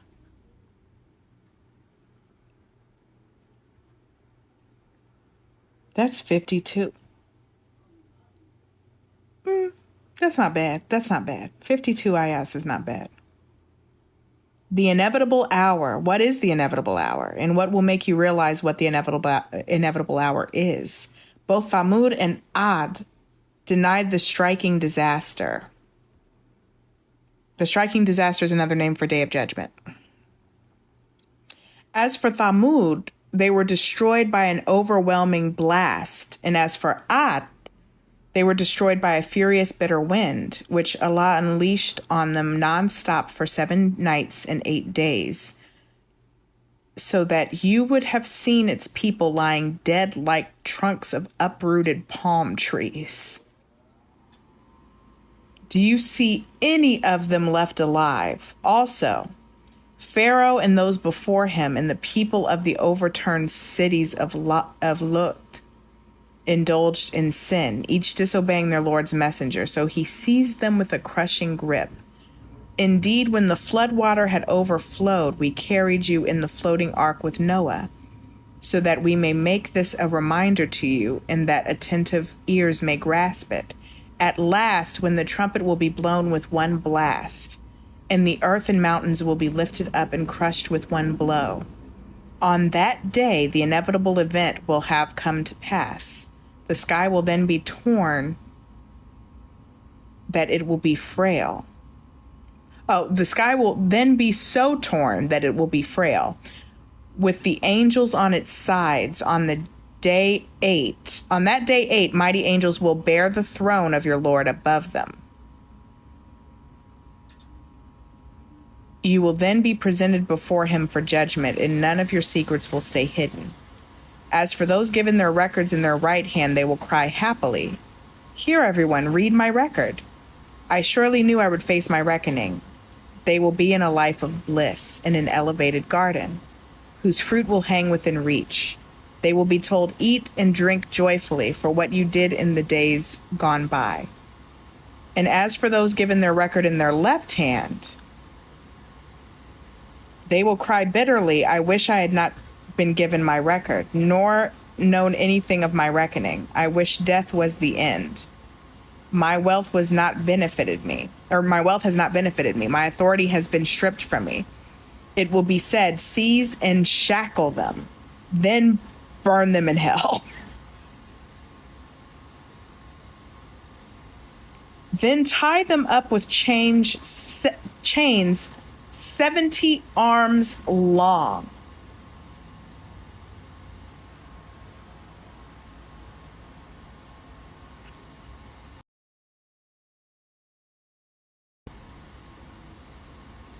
For they never had faith in Allah the Greatest, nor encouraged the feeding of the poor.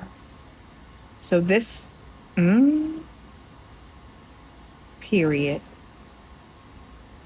So this day they will have no close friend here, nor any food except oozing pus.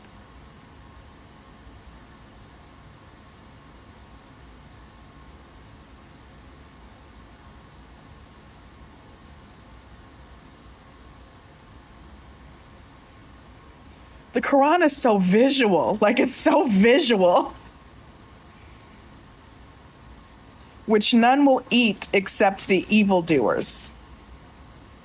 Now I do swear by whatever you see and whatever you cannot see. Indeed, this Quran is the recitation of a noble messenger. It is not the prose of a poet, as you claim, yet you hardly have any faith, nor is it the mumbling of a fortune teller, yet you are hardly mindful. It is a revelation from the Lord of all worlds. Had the messenger made up something in our name, we would have certainly seized him by his right hand, then severed his aorta. Oh. No, that's heart, the aortic valve. I was thinking areola. I was thinking the nipple, not aorta. Okay. Aorta is that's the heart. Okay.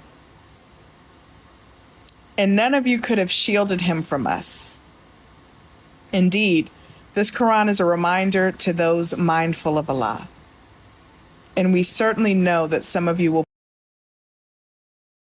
persist in denial, and it will surely be a source of regret for the disbelievers. And indeed, this Quran is the absolute truth.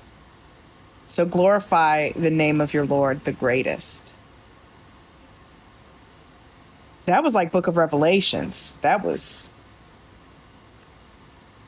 Is that basically what that was? Like, is that the Quran's equivalent of the Book of Revelations in the Bible?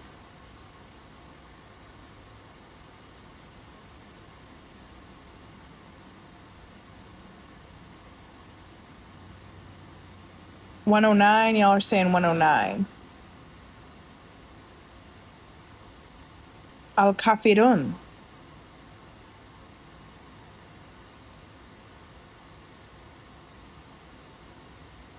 Somebody said that's the shortest in the Quran.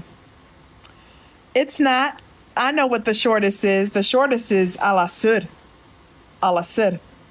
That's only 3 ayahs. Know your stuff before you talk to me. Know your stuff before you talk to me. I've been reading this. I've been telling y'all. I've been reading this. All right, so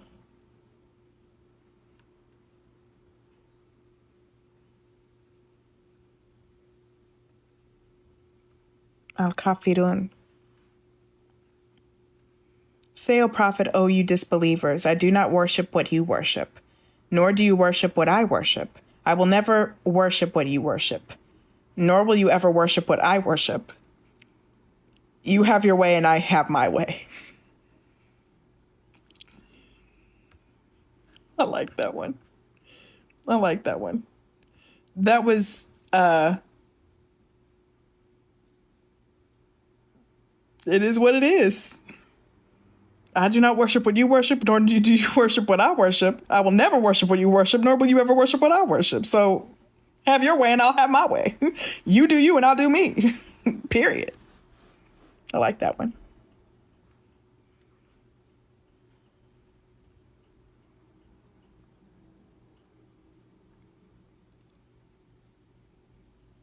All right, 18. I'm seeing so many.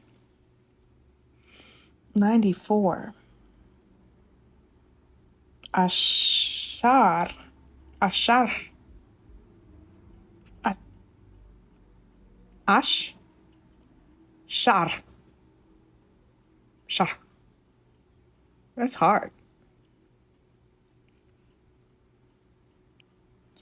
Have we not uplifted your heart for you, O Prophet, relieved you of the burden which weighed so heavily on your back, and elevated your renown for you? So surely with hardship comes ease. Surely with that hardship comes more ease. So once you have fulfilled your duty, strive in devotion, turning to your Lord alone with hope. That's a good one.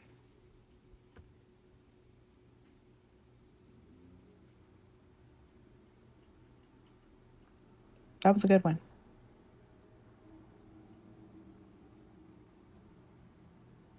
Oh, there's a note. 94.4 in note. 94.4 in L. Note. 94.4 in L. Note. 94.4 in L. Note. 94.4 in L. Note. 94.4 in L. That Allah is their Lord and Muhammad is his messenger.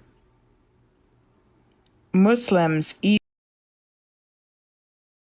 even those who are not practicing, love the Prophet, and many name their children after him. That's true. I've known mad Muslims by the name of Muhammad. That's true. I've seen that a lot. I've also seen Maryam. A lot of Muslim women named Maryam, which is beautiful. I love that they're named after Mary or Maryam.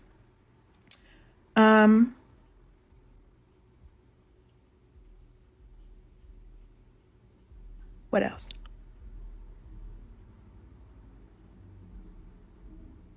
Dang, somebody said 75, 75, 75. All right, dang.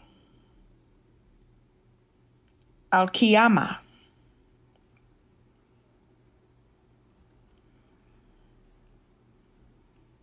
I do swear by the day of judgment, and I do swear by the self-reproaching soul. Do people think we cannot reassemble their bones? Yes, indeed, we are most capable of restoring even their very fingertips. Still, people want to deny what is yet to come, asking mockingly, when is the day of judgment? But when the sight is stunned, and the moon is dimmed, and the sun and the moon are brought together. Eclipse? They both will rise from the west and lose their light. Ooh. On that day, one will cry, where is the escape? But no, there will be no refuge. On that day, all will end up before your Lord. All will then be informed of what they have sent forth and left behind. In fact, people will testify against their own souls. It says their organs will testify against them. See 41:19-24. Dang. Imagine you did dirty. And then you got there and it's like, all right, confess your sins. And then your heart straight up like, listen, she was a Jezebel and she was horrible. Horrible. Despite the excuses they come up with, do not rush your tongue trying to memorize a revelation of the Quran. It is certainly upon us to make you memorize and recite it. So once we have recited a revelation through Gabriel, follow its recitation closely. Then it is surely upon us to make it clear to you. But no, in fact, you love this fleeting world and neglect the hereafter. On the day, some faces will be bright, looking at their Lord, and other faces will be gloomy, anticipating something devastating to befall them. But no, beware of the day when the soul reaches the collarbone as it leaves. And it will be said, is there any healer who can save this life? And the dying person realizes it is their time to depart. And then their feet are tied together in a shroud. On that day, they will be driven to your Lord alone. This denier neither believed nor prayed, but persisted in denial and turned away, then went to their own people, walking boastfully. Woe to you and more woe. Again, woe to you and even more woe. Do people think they will be left without purpose? Were they not once a sperm drop emitted? Then they became a clinging clot. Then he developed and perfected their form, producing from it both sexes, male and female. Is such a creator unable to bring the dead back to life?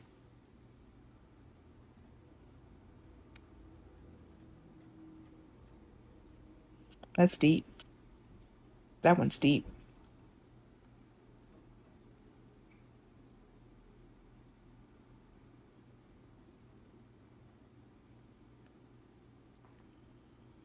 Someone said, Ash-Shams, the sun? By the sun and its brightness, and the moon as it follows it. and the day as it unveils it, and the night as it conceals it, and by heaven and the one who built it, and the earth and the one who spread it, and by the soul and the one who fashioned it, then with the knowledge of right and wrong inspired it. Successful indeed is the one who purifies their soul, and doomed is the one who corrupts it. Thamud rejected the truth out of arrogance. When the most wicked of them was roused to kill the she-camel,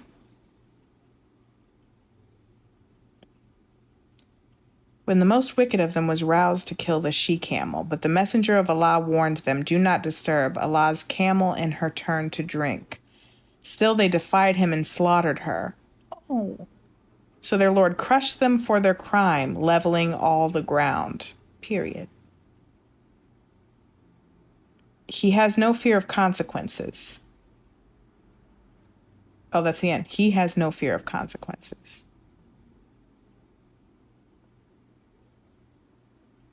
It is true that while Qudar ibn Salif was the individual who killed the camel, the rest of the people who were supportive of what he did, so they were all punished collectively, period.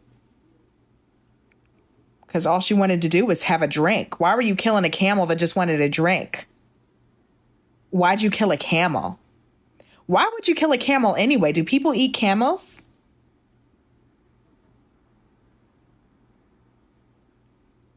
Do people eat camels? Yes. Humans will eat anything. Like who, like if you think of like the first human, right? Or like one of the first humans to see a camel, who would think in their mind, like, I'm gonna eat that? Like, you know what I'm saying? Like, does that ever, and pigs too. Like if you see a pig looks like an ugly thing. Like a pig is, I mean, they're cute, but they're ugly. Like they, and there was literally a human that was like, I'm gonna eat that. I don't get it. Humans will just be eating anything. I was watching a K-drama the other day, a Korean drama. And apparently there's this delicacy in Korea where they chop up a live octopus. They like chop up the legs and the legs are moving on the plate and everything. And they're like, ah.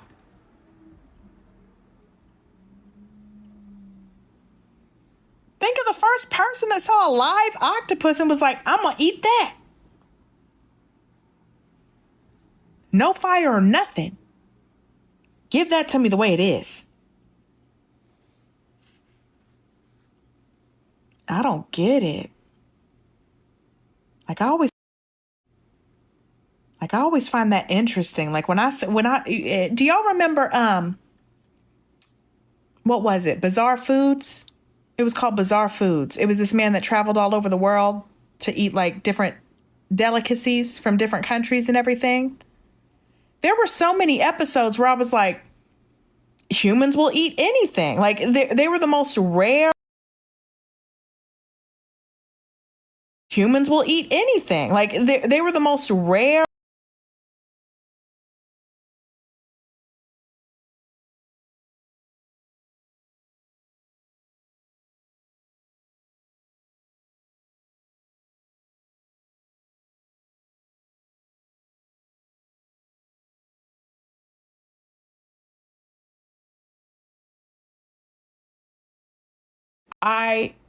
We all went to the beach one day and there was this balut guy like selling balut. He was just like balut. And I was just like, I heard of that. And they're like, you gonna try it with us? And I was like, no, because I heard of it. And so, but one of my coworkers, they were like, yeah, I'll try it. I'll try anything once. And I'm like, okay. And so he cracked that thing open and I was like, somebody for real saw this little baby duck in an egg and said, I'm gonna eat that. Like, that's wild to me. Like, there are so many instances of that. Like cows are the cutest thing. Cows are grass puppies. Like cows are the cutest things I've ever seen in my life. And somebody saw a cow one day and was like, I'm gonna eat that. That's just crazy. To me. I have to read this story. Dang, some people get mad if I go off on my tangents without reading. I'm sorry. All right, 55. Okay, I see it. Goodness. I know you lying. Araman.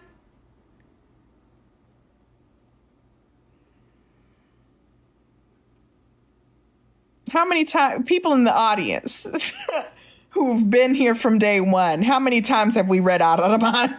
How many times? Y'all be saying Araman every 2 seconds. I know you tripping. We did the recitation. We read it. No more Araman. No more Mariam. No more Araman. I might be open one day to read Yusuf again, but I already read Yusuf. And I'm only open to reading Yusuf again because it's my favorite one.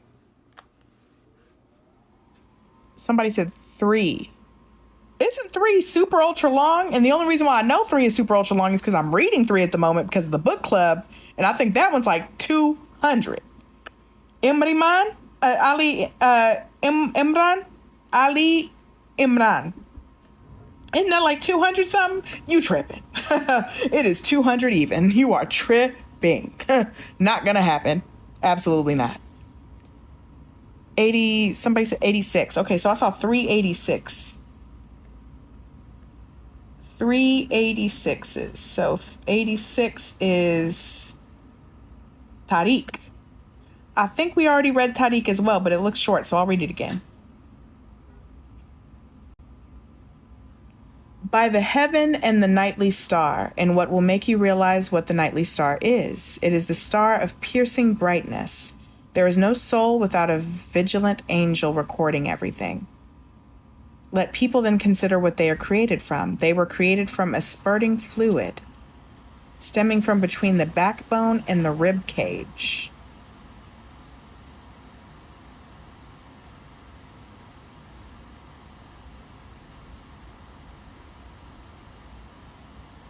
Surely he is fully capable of bringing them back to life. On the day all secrets will be disclosed.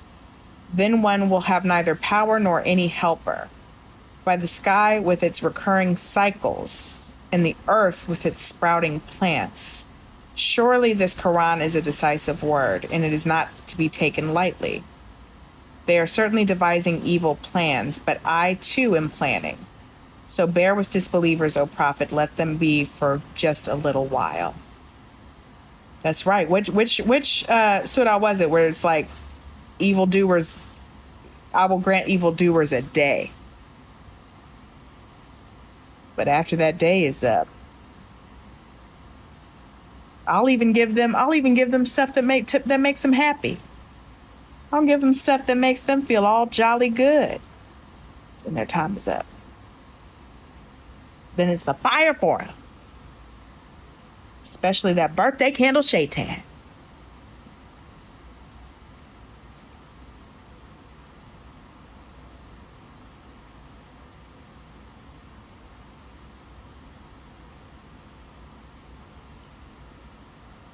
'85 Al-Buruj.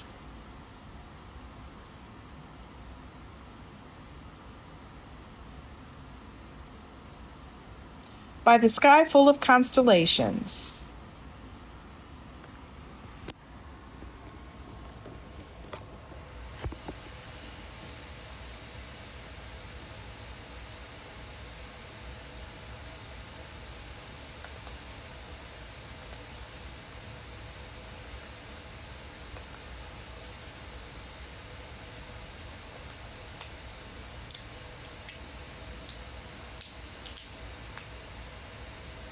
Okay, that checks. By the sky full of constellations in the promised day of judgment. And the witness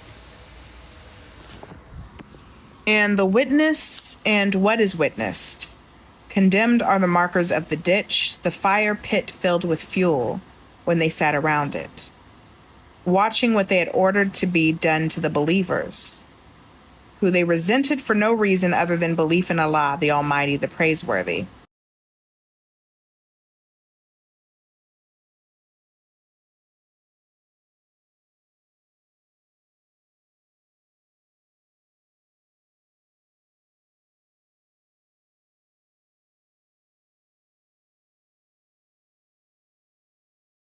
believe and do good will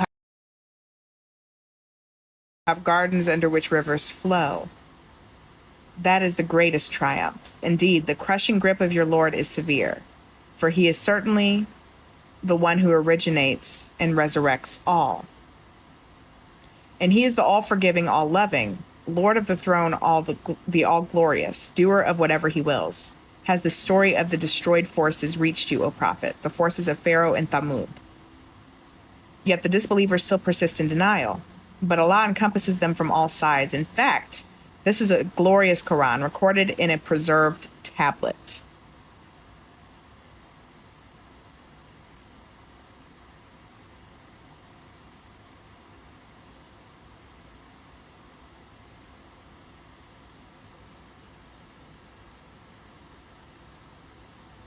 That's it.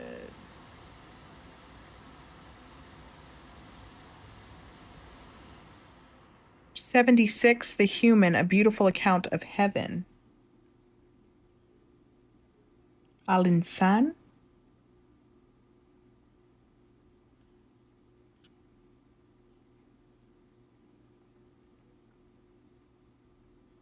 Is there not a period of time when each human is nothing yet worth mentioning? For indeed we alone created humans from a drop of mixed fluids, in order to test them, so we made them hear and see. We already showed them the way, whether they choose to be grateful or ungrateful. Indeed, we have prepared for the disbelievers chains, shackles, and a blazing fire. Indeed, the virtuous will have a drink of pure wine flavored with camphor? Camphor? What's that? From a spring where Allah's servants will drink, flowing at their will.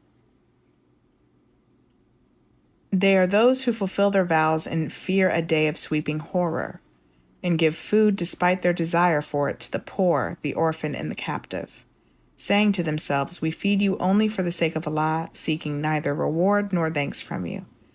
We fear from our Lord a horribly distressful day. So Allah will deliver them from the horror of that day and grant them radiance and joy, and reward them for their perseverance with a garden in paradise and garments of silk. There they will be reclining on canopied couches, never seeing scorching heat or bitter cold. The garden's shade will be right above them, and its fruit will be made very easy to reach.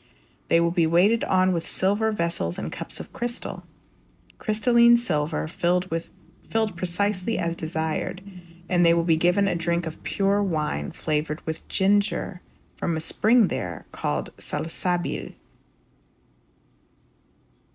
They will be waited on by eternal youths. If you saw them, you would think they were scattered pearls. And if you looked around, you would see indescribable bliss and a vast kingdom. The virtuous will be dressed in garments of fine green silk and rich brocade, and adorned with bracelets of silver, and their Lord will give them a purifying drink. And they will be told, all this is surely a reward for you. Your striving has been appreciated. Indeed, it is we who have revealed the Quran to you, O Prophet, in stages.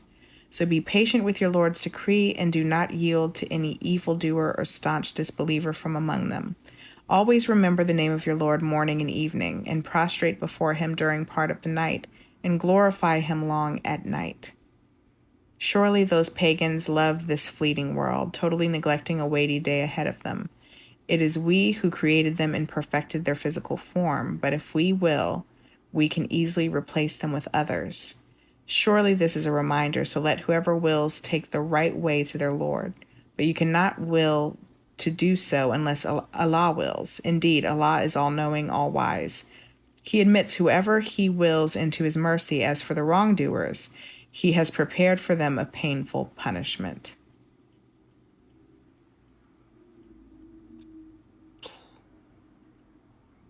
I mean, the way heaven was described, though, is beautiful.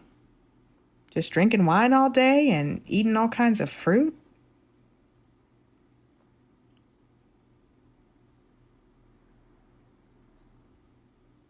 If you choose.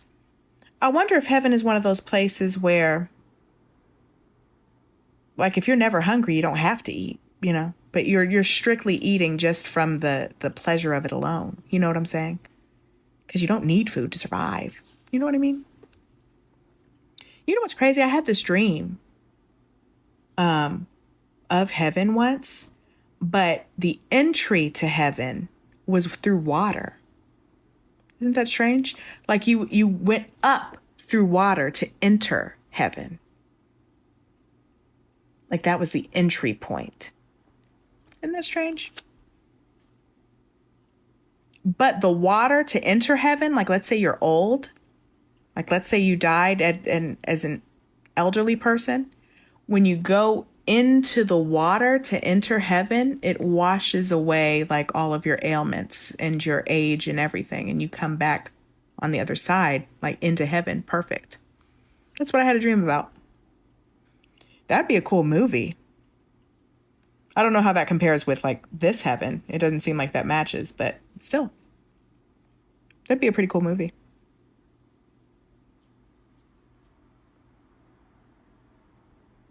Let me see.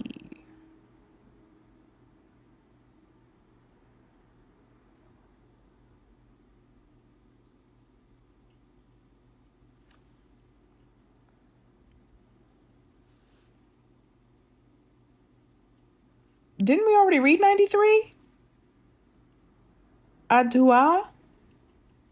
I could have sworn we already read this. Yes, because I bookmarked it. You missed it. You weren't here. That's too bad.